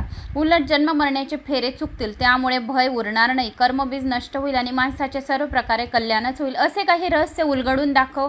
ही नरककुंडे कोणत्या आकाराची आहेत, तिथे पापी कोणत्या रूपात जातो, हा देह भस्म झाल्यानंतर प्राणी देहातून बाहेर जाऊन दुसऱ्या लोकात जातो असे म्हणतात, तर तेथे त्याला कसला देह मिळतो आणि प्रदीर्घ काळापर्यंत अपार कष्ट भोगूनही तो देह टिकून कसा राहतो, असा तो देह कोणत्या द्रव्याचा बनलेला असतो, या सर्व गोष्टी तुझ्याशिवाय कुणीच सांगू शकणार नाही, असे सावित्रीने यमदेवाला प्रश्न केला. सावित्रीचे प्रश्न ऐकल्यावर धर्मराजाने क्षणभर श्रीहरीचे स्मरण केले. यमदेवाने श्रीहरीचे स्मरण केले व कर्मरहस्य समजावून सांगू लागले. बाळे, सर्व धर्मशास्त्र, पुराणे, इतिहास, तंत्रविद्या, वेदात यांचे सार एवढेच आहे की पंचदेवतांची उपासना करणे, त्यामुळे जन्म मरण रोग म्हातारपण शोक संताप नष्ट होऊन कल्याण होते. जो कोणी पंचदेवतांचे नावं घेतं, पंचदेवता कोणकोणत्या आहेत, श्री गणेश, सूर्य देवी, अंबे माता, दुर्गा माता, देवी नवदुर्गा माता, विष्णू भगवान आणि शंकर भगवान, तर हे पंचायतन आहे. जो कोणी हे 5 जणांची नावं ऐकतो त्याचा म्हातारपण लवकर येत नाही, शोक राहत नाही, संताप नष्ट होतो आणि तो परमानंद कल्याण होते त्याचे आणि निर्मळ परमानंद मिळतो. ही उपासना सर्व सिद्धी देणारी आहे, नरक यातना चुकवणारी आहे, भक्तिवृक्षाचे बीज अंकुरित करणारी आहे, त्यांच्याप्रमाणे कर्मवृक्षांना नष्ट करणारी आहे, मोक्षाकडे जाणारे जिण्याची जी पायरी आहे ती चारी मुक्ती देणारी, अशी ही 5 जणांची नावं घेतल्याने सर्व शुभ फळाची प्राप्ती होते आणि नरक यातना होत नाही. तू नरक कुंडाविषयी विचारलेस, तर नरक कुंडाचे रक्षण माझे दूत करत असतात. पंचदेवांची उपासना करणाऱ्यांना ती कुंडे स्वप्नात सुद्धा दिसत नाही. जो कोणी पंचदेवतांची नावं घेतो त्यांना स्वप्नात सुद्धा ही 86 नरक कुंड प्राप्त होत नाही. देव कितीही त्याने पाप करू दे, पण 5 देवांचे पठण श्रवण केल्या मात्र त्याचे सर्व पुराणे, तर ही 5 देवांची नावे घेतल्याने आपल्या शरीरातून सर्व पापे नाहीसे होतात आणि विष्णुदेवांचा आशीर्वाद राहतात. तर तू नरककुंडाविषयी विचारलेस, त्या नरककुंडाचे रक्षण माझे दूत करीत असतात. पंचदेवाची उपासना करणाऱ्यांना ती कुंडे स्वप्नात सुद्धा दिसत नाही. देवीची भक्ती न करणारे मात्र माझ्याकडे येतात. हरिक्षेत्राची यात्रा करणारे, एकादशीचे व्रत आचरण जे करतात, हरीला प्रणाम करून चर्चा असणारे आणि असे लोकसुद्धा माझ्या घोर अशा सैमिनीने नगरात येत नाही. जो शुद्धचरणी ब्राह्मण त्रिकाळ संध्या करतो तो सुद्धा देवीची आराधना केल्याशिवाय मुक्त होत नसतो. जो कोणी देवीची जोपर्यंत आराधना करत नाही तोपर्यंत तो मुक्त होत नाही. जे शिवाचे भक्त असतात त्यांना माझे दूत एवढे घाबरतात की जसे गरुडाला पाहता सर्प पळतात, त्यातूनही जर एखादा दूत चुकून गेलाच तर त्याचे निवारण मी स्वतः करतो. हरीचे दास वगळता सर्वत्र माझे दूत पोचतात, पण कृष्ण भक्तापासून मात्र ते लांबच राहतात. देवांच्या भक्तांना कर्मबंधनातून मुक्त होण्यासाठी फक्त नामच पुरेसे आहे. श्रवणसुद्धा केले सर्व नावांचे तरीसुद्धा त्याला माझे दूत हात लावत नाही. त्यांचा हिशोब लिहिताना चित्रगुप्त फार काळजीपूर्वक लिहत असतो. चित्रगुप्त हा जो देवी पुराणे, गणेश पुराणे, शिवपुराणे, 18 पुराणांमधून जे काही कोणतेही पुराण जर श्रवण केले असेल तर चित्रगुप्त हे फार काळजीपूर्वक लिहितो आणि एक एक शब्द लिहितो की कोणी काय काय श्रवण पठण केलं आहे, म्हणजे याला नरक यातना व्हायला नको, हे खूप काळजी घेतात. त्यांना मधुपर्क दिला जातो, जे सर्व लोक तसेच ब्रह्मलोकाच्याही पलीकडे निघून जातात. त्याचा स्पर्श जरी झाला तरी पापांचा नाश होतो. हजारो कुळांचा उद्धार त्याच्यामुळे होतो. मोह, अज्ञान, भय तर अशा भक्ताला पातात जळून खाक होतात. जणू अग्नीमुळे गवताच्या राशी खाक होतात, त्याचप्रमाणे कामुक मनुष्याची कामवासना नष्ट झाल्यामुळे मग लोभीपणा, संताप हेही शिल्लक उरत नाही. मग रोग, म्हातारपण, शोक, भय व मरण या गोष्टी निघून जातात. काळ, शुभ अशुभ कर्म व हर्ष आणि भोग हेही संतापतात, भोगही संपतात. हे देवी, नरकपीडा कोणालाही भोगावी लागत नसे, ते मी तुला सांगितले. आता पुढे ऐक. देहाचे भेद असे आहे की दृष्टीला दिसणारा हा देह पृथ्वी, जल, तेज, वायू, आकाश या पंचमहाभूताच्या मिश्रणाने बनलेला असतो. नाशवंत आहे. देह हा नाशवंत आहे. मृत्यूलोकीच तो नाश होऊन पावतो. त्याच्या आत हुबेहूब तसाच दिसणारा जीव असतो. तो अंगठ्या एवढाच असतो. त्याला पुरुष असेही म्हणतात. तो देह सूक्ष्म असून यमाघरच्या आगीतही जळून जात नसतो, पाण्याने विरघळत नाही किंवा घाव घातला तरी नष्ट होत नाही. हा देह भोग भोगण्यासाठी असतो. शस्त्रे, अस्त्रे, तीक्ष्ण काटे, उपद्रव, गरम लोखंड, दगड, धातुमूर्ती यांच्यामुळे सुद्धा तो नष्ट होत नसतो. असे हे देहाचे वर्णन. आता तुला कुंडांचे वर्णन सांगतो. तर नरककुंडांचे विवरण. मग यमधर्म म्हणाला, जी नरककुंडी आहे ती सर्वच्या सर्व पूर्ण वाटोळी असून जळत्या पाषाणांनी भरलेली आहे. ईश्वरछेने तयार झालेली असून ती प्रलय काळापर्यंत कायम असतात. त्यातून आगीचे लोळ 100 हात वरपर्यंत उसळत असतात. त्या कुंडाचा परीघ आकाराने एका कोसा एवढा असतो. त्याच्या आत जळणाऱ्या पापांचा आक्रोश सतत चालू असतो. माझे दूत निरंतर त्यांना मारित असतात. एक कुंड अर्ध्या कोसा एवढे असून त्यात उकळते पाणी व हिंस्र जंतू असतात. दुसरे कुंड तप्त खारट पाण्याचे कावळ्यांनी भरलेले असते. तिथले पापी 16 अशा किंकाळ्या मारत राहतात. त्यांना तिथे किडे कुरतडत राहतात. आणखी द्वात नावाचे कुंड आहे. त्याचे क्षेत्रफळ 2 कोसा एवढे आहे. तिथे पाप्यांचा कोलाहल नित्य चालू असतो. माझे क्रूर दूत त्यांना मारतात. तहानेने आणि भुकेने त्यांच्या घशांना कोरड पडते. तसेच श्लेलेशम्याने भरलेले एक श्लेलेक्षम कुंड आहे. तिथले पापी तेच खात असतात. शिवाय एक अर्ध्या कोसा एवढे आकाराचे गरल कुंड आहे. तेथे गरळ खात राहणाऱ्या पापांना विषारी कीटक दंश करत असतात. माझ्या दूतांच्या हाताचा मार तर खावाच लागतो, पण वरून हे विषारी कीटक सुद्धा त्यांना डंच मारत राहतात. दूषिका कुंड नावाचे जे कुंड आहे त्यात व्रजाप्रमाणे तीक्ष्ण दातांचे सर्प आकाराचे किडे असतात. ते अर्ध्या कोसा एवढे आहेत. 4 कोसापर्यंत पसरलेले आहेत. एक असा वसा कुंड आहे की चरबीने भरलेला आहे. तेथे चरबी खात यमदूताचा मारही चालू असतो. पुन्हा एक वीर्याने भरलेले शुक्रकुंड आहे. त्यात शुक्र कीटक असतात. त्यातल्या पाप्यांना दंश करत असतात. रक्तकुंड नावाचे जे कुंड आहे त्यात घाणेरडे रक्त असते. तेथेही चावा घेणारे कीटक असतात. कडत न कडत अश्रूंनी भरलेले एक अश्रुकुंड आहे. तेथे किड्यांकडून कुरतडले जाणारे पापी आक्रदन करीत असतात. गात्रमंडाने भरलेले जे कुंड आहे तेच खात बरेच पापी पडलेले असतात. कानातल्या मळाचे बनलेले कुंड आहे. तोच मळ खाऊन किड्यांचे चावे सहन करीत कितीतरी पापे पडून असतात. त्यांचे क्षेत्रफळ पूर्वी सांगितलेल्या विहिरीच्या चौपटी एवढे असते. मांसाने भरलेले एक कुंड, बजेने भरलेले एक कुंड, आणखी 2 कुंड तेवढ्याच आकाराचे आहेत. आपल्या मुलींची विक्री करणारे तेथे आणून टाकले जातात. मग किड्यांचे दंश खावे लागतात. पापी किंकाळ्या फोडत तळमळत राहतात. नखकुंड, लोमकुंड आणि अस्थिकुंड तेवढ्याच आकाराची तशीच यातनामय 3 कुंड आहेत. तर असे हे 86 कुंड मी जे तुला सांगितले, तर ते संपूर्ण पाप्यांच्या नरक यातना भोगण्यासाठी ते 86 कुंडामध्ये ते कित्येक वर्ष तिथं पडलेले राहतात. सतत गरगर फिरत राहणारे एक कुलाचक्र कुंड आहे. त्याला धारदार अशा 16 आऱ्या आहेत. त्यात पाप्यांना पिसून काढतात. गरागरा गोल फिरवतात. तापलेले पाणी, जंतू भरलेले वक्रतुंड, अतिविशाल कासवांनी भरलेले कुर्मकुंड, जळजळीत पदार्थांनी भरलेले ज्वालाकुंड अशी काही कुंड आहेत. तर त्या कुंडामध्ये गरम गरम राख असते. तेथे तिथल्या पाप्यांना खायला घालतात गरम गरम राख. उकळणाऱ्या खाऱ्याट पाण्याने भरलेले क्षारकुंड, किड्यांनी भरलेले 4 कोस विस्तीर्ण आहे. तिथले किडे पाप्यांना दंश करत राहतात. गोका नावाच्या किड्याच्या तोंडाच्या आकाराचे जे कुंड आहे त्याचे नाव गोकाक मुख आहे. हे 20 धनुष्य लांबीचे असून गोकाकीट पाप्यांना कुरतडत नेहमी राहतात. असे हे नरक यातना हजारो वर्ष आणि कित्येक वर्षपर्यंत त्यांना तिथेच पडावे लागते. तर ह्या पाप्यांना असे खूप काही कुंडांमध्ये, या कुंडामधून त्या कुंडात, त्या कुंडांमधून त्या कुंडात असे त्यांचे तेच कर्म चालू असतात, कारण कर्म वाईट केल्यामुळे त्यांना यांच्या भागीदारी बनावं लागतं.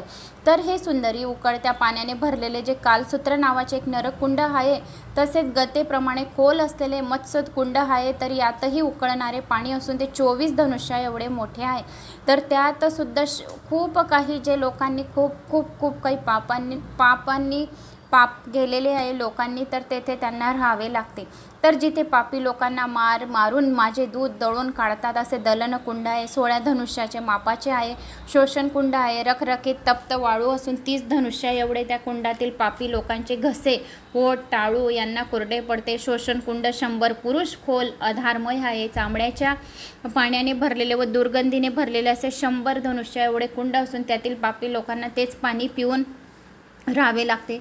12 धनुष्य मापाचे शूर्पाकार मुखकुंड जे आहे त्यात तापती वाळू आणि लोखंड भरलेले असते. ज्वालामुख कुंडात गरम वाळू व धगधगता अग्नी असतो, ते 20 धनुष्या एवढे असून त्यात पापी जळत असतात. धूम्राधू कुंडातले पापी तापलेल्या विटांनी भरलेले असते, ते 100 धनुष्याच्या आकाराचे असून तेथे पापी धुराने गुदमरून कासावीस होतात. नागविष्टेत कुंडातील पाप्यांना नाग करकचून आवरून धरतात, तर 100 धनुष्य एवढे आहे. तर सावित्री अशी ही 86 कुंडे, त्याचे स्वरूप, त्यांची नावं, संपूर्ण काही मी तुला सांगितले आहे. तर अजून काय ऐकायचे आहे तर ते मला सांग.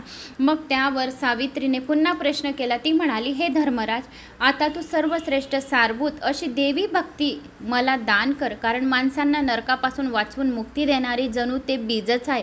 जो कोणी देवीची आराधना, स्तोत्र, मंत्र करेल, देवी पुराण वाचेल, त्याला यमदूत हात लावणार नाही. 86 नरक कुंडामधून तो मुक्त होईल आणि त्याला देवी दूतामध्ये, या शिवलोकामध्ये, विष्णू लोकामध्ये, राधिका गोलोकामध्ये, कृष्ण गोलोकमध्ये त्यांना वास राहील. ज्याने ज्याने देवी पुराण ऐकले, श्रवण पठण केले, तुझी ही कथा ज्याने ज्याने ऐकले, त्यांना 86 कुंडाचे नरक यातना होणार नाही. माझे दूत त्यांना हात लावणार नाही.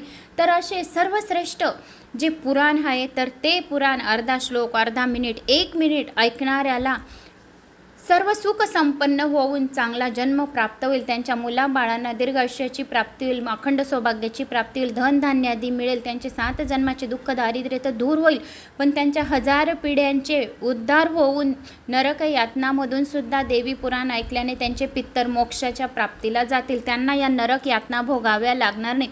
म्हणून आपल्या पितरांच्या मोक्षासाठी हे पुराण ऐकावे. तर आता हे असे देवी भक्ती मला दान कर, आणि मग माणसांना नरकापासून वाचून मुक्ती देणारे हे बीज आहे. मुक्तीचे कारण सर्व अमंगलाचा नाश करून, कर्मरूपी वृक्षाचे खंडन करून पाप नाश करणारी अशी ती आहे. त्याचप्रमाणे मुक्तीचे विविध प्रकार आहेत, त्यांच्या खुणा, भक्तीचे रूप, प्रकार, कर्माच्या भोगांपासून सुटका कशी करून घ्यावी ते सुद्धा सांगतो. आता विद्यार्थ्याने स्त्री जात व तत्वज्ञान विरहित अशी उत्पन्न केली आहे. तरी हे वेदज्ञानी देवा, मला संक्षिप्तपणे ज्ञानार्थपणे सांग, कारण अन्यायाला ज्ञानदान जर केले तर त्याची बरोबरी इतर दाने, यज्ञ, तीर्थयात्रा, तप, व्रते यापैकी कुणीच करू शकत नाही. पित्याहून माता ही श्रेष्ठ खरोखर असते. ज्ञानदाता गुरु ही मातेपेक्षा शतपटीने श्रेष्ठ असतो. मग यम म्हणाला, मी अगोदरच तुला वर दिला आहे की जे इच्छिशील ते मी देईन. व्यतिरिक्त आता असा वर देतो की तुला भगवतीची भक्तीसुद्धा लाभेल. अंग कल्याणी आता देवीचे गुण महात्म्य ऐकवण्यासाठी तू योग्य आहेस. ते महात्म्य सांगणारा, जाणू इच्छुणारा, ऐकणारा असे सर्वजण कुळासकट तरुण जातात.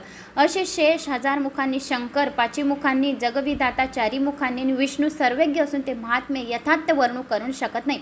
कार्तिकेय 6 मुखांनी योग्यजनाचा परात्पर करून गणेशही वर्णन करू शकणार नाही. सर्व शास्त्राचे सार, वेद आणि इतर ज्ञानी महात्म्य गुणांचा सनक, कपिल, सूर्य आणि ब्रह्माचे इतर पुत्रसुद्धा वर्णू शकत नाही. तेथे इतर विषयाची बोलायचीच नको. मोठे मोठे सिद्ध व मुनी हे सुद्धा जिथे थकून गप्प बसतात, तेथे मी अगर दुसरा कुणी तिचे गुण कसे काय सांगू शकेल. जिच्या पदकमलाचे निरंतर ध्यान ब्रह्मा, हरी व हर करतात ती भक्तांना मात्र सहजासाध्य आहे, परंतु इतरांना नाही. सर्वसाधारणपणे तिचे गुण सर्वांना ठाऊक आहेत, पण ब्रह्मदेव थोडे जास्त जाणतात. ज्ञानी लोकांचा गुरु गणपती त्यापेक्षा जास्त जाणतो. मात्र सर्वात जास्त जाणणारा सर्वज्ञानी शंकरच आहे. त्याला ते ज्ञान गोलोकातील रासमंडलात एकांतात कृष्ण परमात्म्याने प्राप्त झाले आहे. मग शंकराने शिवलोकात ते धर्माला दिले, धर्माने सूर्याला दिले. हे ऐकून माझ्या पिताने तप करून देवीला प्राप्त करून घेतले. मला देवावर जेव्हा अधिकार नकार देऊ केला तेव्हा नाकारून मी विरक्त होऊन तपासाठी वनात जाण्याचा मनोदय व्यक्त केला. त्यावर पित्याने मला दुर्लभ असे ज्ञान दिले, ते मी तुला सांगतो आता. आपले सर्वच्या सर्व गुण ती भगवती स्वतःसुद्धा जाणत नाही, मग इतरांची काय कथा. अगं सुमुखी, आकाशाला आपला विस्तार किती आहे ते समजत नाही. तसेच सर्वात्मा, आदिकरण, सर्वेश्वर, सर्वज्ञ, सर्वसाक्षी, सर्वांचा आधार, सर्वांचा पलीकडचा, मायेशी संलग्न करणारा असा परमेश्वर आणि त्याची प्रकृती ही दोघे एक रूप आहेत. जसा अग्नी व त्याची उष्णता, त्याचप्रमाणे समज तेव्हा ती महामाया निरंकार असली तरी भक्तांवर कृपा करत्यावेळी निरनिराळे रूपे घेते. तिने अगदी पहिल्या प्रथम जे रूप धारण केले होते ते गोपाल सुंदरी हे होते. फारच सुंदर आणि मनमोहक. नवीन आषाढ घनाप्रमाणे निळे सावळ्यांनी गोपकुमाराचा वेश धारण करून कोटी मदनासारख्या सुंदर, लीलाधाम, मनोहर, शरदातल्या कमळासारखे डोळे आणि पौर्णिमेच्या कोटी कोटी चंद्रांना लाजवणारे मुखडा, रत्नजडित अलंकारांनी हास्यमुख, पितांबधारी असे तेजस्वी साकार परब्रह्म, गोपीची दृष्टी खिळवून ठेवणारे रासमंडळातील राधकांतांचे स्वरूप, रत्नखचित सिंहासनावर वनमाला लेवून व कौस्तुभमणी धारण करून मुरली वाजवत, कस्तुरी, चंदन व कुकू विलेपन करून मालती पुष्पांची माळ घालून मस्तकावर चंद्रकला धारण केलेले अशा त्या रूपाचे भक्तगण ध्यान करीत असतात. त्याच्याच धाकाने ब्रह्मा, विष्णू व मृत्युंजय शिव आपापली नेमून दिलेली कर्तव्य पार पाडतात. तसेच त्याच्यात धाकापोटी वारा वाहतो, सूर्य प्रकाशतो, मेघ वर्षाव करतो, मृत्यू सर्वांना व्यापतो, अग्नी उष्ण, पाणी थंड असते, दिक्पाल दिशांचे रक्षण करतात, राशींचे राशीचक्र ग्रहांना घेऊन फिरत राहावे व वृक्ष बहरतात, त्याच्या आज्ञेने काळ कर्तव्य बिनचूक पार पाडतात. तो अवेळी कुणालाही मारत नाही, त्याच्या आज्ञेने वायू पाण्याला धारण करतो, कुर्म सागराला धारण करतो, शेष पर्वतासहित पृथ्वीला उचलून धरतो.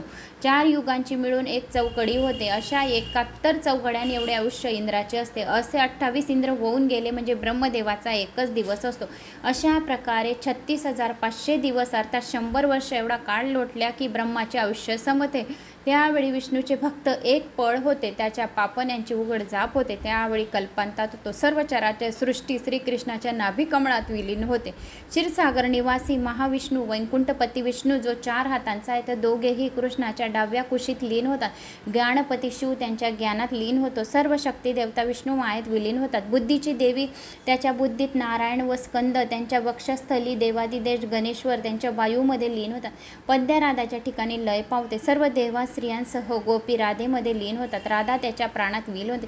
सावित्री आणि वेदशास्त्रासहित सरस्वती परमात्म्याच्या जिभेत लय पावतात. गोलोकातले सर्व गोप त्याच्या रोमारोमात सामावून जातात. सृष्टीतील प्राणवायू व हुताशन त्यांच्या प्राणात जातात. हठरात अग्नी, जिभेवर जल, भक्त वैष्णव त्याच्या चरणकमली लीन होतात. शूद्र विराट, महाविराट कृष्णात सामावून जातो. कृष्णाच्या रोमरोमांगिक असंख्य विश्वे असून त्याच्या नेत्रपाताबरोबर प्राकृतिक प्रलय होतो. पापण्या उघडतात, सृष्टी निर्माण होते. पापण्या मिटतात, जेवढा काळ लागतो तेवढा पापण्या उघडण्यास लागतात. ब्रह्मदेवाची 100 वर्षे भरताच वरील प्रकारे सृष्टीचा लय होतो. अगसुव्रते, असे विलय किती वेळा होऊन गेले त्याची तर मोजतात नाही. पृथ्वीवरील धुळीचे कण मोजण्याप्रमाणे तो प्रयत्न होईल. तो कृष्णसुद्धा प्रलयाच्या वेळी आपल्याच प्रकृतीत सामावून जातो. ती पराशक्ती निर्गुण असे तीच परमपुरुष आहे. तिच्याही अगोदर फक्त सत होते असे वेद जाणणारे तत्वचित्तिक म्हणतात. मूल प्रकृती अव्यक्त, त्याचप्रमाणे अविकारी असून चित्तपेक्षा अभिन्न आहे आणि केवळ तीच या प्रलयात शिल्लक उरते असे तिचे गुणवर्णन करू शकेल. या ब्रह्मांडात कोण असेल बरं? वेदांनी मुक्तीचे 4 प्रकार सांगितले आहेत. त्यांच्यापेक्षा सुद्धा देवभक्ती श्रेष्ठ आहे. भक्त असे असतात की 4ही मुक्तीचे काय, पण शिवतत्व, अमरत्व, ब्रह्मत्व आणि जन्म मरण, वार्धक्य, व्याधी, भय, शोक, धन, दिव्यदेह, धारण, निवारण, मोक्ष यांना सुद्धा तुच्छ मानतात. मुक्ती ही सेवारहित असते आणि भक्तीमध्ये भगवंताची सेवा करता येते असा फरक आहे. आता निषेध खंडन म्हणजे काय ते ऐक. आपण जी कर्मे करतो त्याची जी फळे भोगावी लागतात त्या भोगांना निषेध असे नाव पंडित देतात. प्रभूंची सेवा करण्यास त्या भोगांचा नाश होतो. वेदातील ज्ञानाचे तात्पर्य हेच आहे. त्यामुळे विघ्न नाश होऊन परम कल्याण होते. बालिके, आता तू आनंदाने परत फिर. एवढे सांगून यमाने तिच्या पतीला जिवंत करून आशीर्वाद दिला आणि यम जायला निघाला तेव्हा आता महात्म्याची सत्संगीत संपणार म्हणून त्याचे पाय धरून सावित्री हुदके देऊन जोरजोराने रडू लागली. यमाचेही डोळे भरून आले आणि तो तिला म्हणाला, या पावन भारतभूमीत 1,00,000 वर्ष सुखे भोगून तू देवीच्या लोकी जाशील. तू घरी गेल्यानंतर सावित्री व्रत कर. त्याची मर्यादा 14 वर्षाची आहे. स्त्रियांना मोक्ष देणारे आहेत. ज्या कोणी या तुझ्या आख्यानाचे व्रतकथा ऐकतील त्या हमेशा हमेशा नेहमीही कोणताही जन्म त्यांना मिळो, मग अखंड सौभाग्यव्रतीच राहतील, असे हे स्त्रियांचे मोक्ष देणारे आख्यान आहे. ज्येष्ठ शुद्ध 14व्या दिवशी ते व्रत करावे. ज्येष्ठ शुद्ध 14वा जो दिवस राहतो त्या दिवशी हे व्रत करावे. भाद्रपद शुद्ध 8व्या दिवशी महालक्ष्मी व्रत करीत जा. असे 16 वर्ष जर केले तर ती स्त्री प्रभुपदी जाते. प्रत्येक मंगळवारी किंवा दर महिन्यातील शुक्ल षष्टीला व्रत केले तर मंगलदायक असते. आषाढातील षष्टी मनोरथ सिद्ध करणारी असते. कार्तिक पौर्णिमेला कृष्णाला आवडणाऱ्या राधेचे व्रत, तसेच शुक्ल अष्टमीला दुर्गा व्रत केले तर दर महिन्याला केलेस तर उत्तम. दुर्गा ही विष्णू माया असून घोर संकटाचा नाश करते. जी पती पुत्र असणारी सुवासिनी मूर्तीची अगर यंत्राची पूजा करेल, या जन्मात सुखी होऊन अंतिम मोक्ष प्राप्ती भेटेल. नरक यातना मिळणार नाही आणि वैकुंठ लोकाची शिवलोकाची प्राप्ती होईल आणि त्या परमेश्वराच्या सर्वपेक्षा सर्वश्रेष्ठ असे काहीच नाही. असे बोलून यम निघून गेला आणि सावित्री पतीसह आश्रमात आली. तिने झालेली हकीकत सर्वांना कथन केली. पुढे सावित्रीच्या पित्याला मुलगा झाला आणि सासऱ्याला दृष्टी मिळाली. तिलाही मुलगे झाले. 1 लक्ष वर्ष संसार सुख भोगून देवीच्या लोकी गेली. सूर्यमंडलाची अधिष्ठात्री देवी, गायत्रीची अधिष्ठात्री वेदमाता असल्यामुळे तिला सावित्री असे म्हणतात. तर हे सावित्रीचे आख्यान सर्व सुख देणारे आहे, अखंड सौभाग्याची प्राप्ती करून देणारे, आपल्या मुला बाळांचे वंशावली वृद्धावली आणि वंश वाढत राहील देणारे आहेत. जो कोणी सावित्रीचे आख्यान ऐकेल तो कधी निपुत्रिक राहणार नाही. जो निपुत्रिक असेल त्याने ऐकले तर संतांची प्राप्ती होईल. ज्याला धनाची कमी आहे त्याने ऐकले तर त्याला धनाची प्राप्ती होईल. ज्यांना विवाह होत नाही आहे तर त्यांचे विवाह होतील. तर असे हे आख्यान सर्व सुख देणारी आहे, सर्व सौभाग्य देणारे आहे, यशवर्धक आहे, विजय मिळवून देणारी आहे आणि अखंड सौभाग्याची प्राप्ती करून देणारे आहे. 7 जन्माचे दुःख काय तर हजारो जन्माचे दुःख यातना दूर होऊन महालक्ष्मीचा आशीर्वाद करून देणारे आहे. सावित्रीचे आख्यान आहे. जो कोणी खूप भाग्यवान आहे त्यालाच सावित्रीचे आख्यान ऐकायला मिळेल. सहजासहजी सावित्रीचे आख्यान कोणालाच ऐकायला मिळणार नाही. तर असे हे सतत रोज सावित्रीचे आख्यान रोज ऐकावे, श्रवण करावे, पठण करावे. त्या व्यक्तीला यमदेवाचा तर आशीर्वाद राहीलच त्याच्या घरावर, पण त्याशिवाय सावित्रीचा सुद्धा आशीर्वाद राहील. तर असे हे सावित्रीचे आख्यान, सावित्रीच्या कथा तर अशा या सर्व सुख देणाऱ्या आहेत. तशी सावित्रीची कथा आता तुला काय ऐकायचे आहे तर ते सांग, असे सांगितले. मग हे संपूर्ण हे आख्यान यमदेवाचे आणि सावित्रीचे चालले आहे. तर अशी ही संपूर्ण कथा मी तुम्हाला सांगितली आहे. तर मित्रांनो, मला अशी आशा आहे की तुम्हाला हे सावित्रीचे आख्यान आवडले असतील. आवडल्यास एक लाईक करा, चॅनलला सबस्क्राईब करा. कुठून कोणत्या गावात तुम्ही माझा हा व्हिडिओ ऐकत आहोत आपल्या गावाची कमेंट्स करून माझा आत्मविश्वास वाढवायचा प्रयत्न करा. जय श्री महाकाल. जास्तीत जास्त जणांना शेअर करा. आपल्या व्हॉट्सॲप ग्रुपवर, इंस्टाग्रामवर, फेसबुकवर आपले 92,000 सबस्क्राईब झाले तर लवकर 8,000 सबस्क्राईब अजून वाढवण्याची कोशिश करा. म्हणजे 1 लाख सबस्क्राईब झाले म्हणजे आपल्याला यूट्यूबकडून सिल्वर बटन येईल. तर ते तुमच्या फक्त आत्मविश्वासाने, प्रतिसादाने माझा आत्मविश्वास वाढवून तुम्ही हे यूट्यूबचे 1 लाख माझे भाविक भक्त झालेले आणि 1 लाख माझी फॅमिली झाली आहे. तर त्याबद्दल मी सर्वांचे मनपूर्वक धन्यवाद, थँक्स बोलते. तर 8,000 कमी आहे तर 8,000 करण्यासाठी जास्तीत जास्त जणांना शेअर करण्याचे करावे. म्हणजे माता राणी तुमच्या सर्व इच्छा कामना लवकरात लवकर पूर्ण करेल अशी मी तुम्हाला खात्रीने सांगते. जय श्री महाकाल. शालिनी भक्तिसागर कथा ते पण माझं चॅनल आहे सेकंड, तर त्या चॅनलला बी सबस्क्राईब करा. जय श्री महाकाल.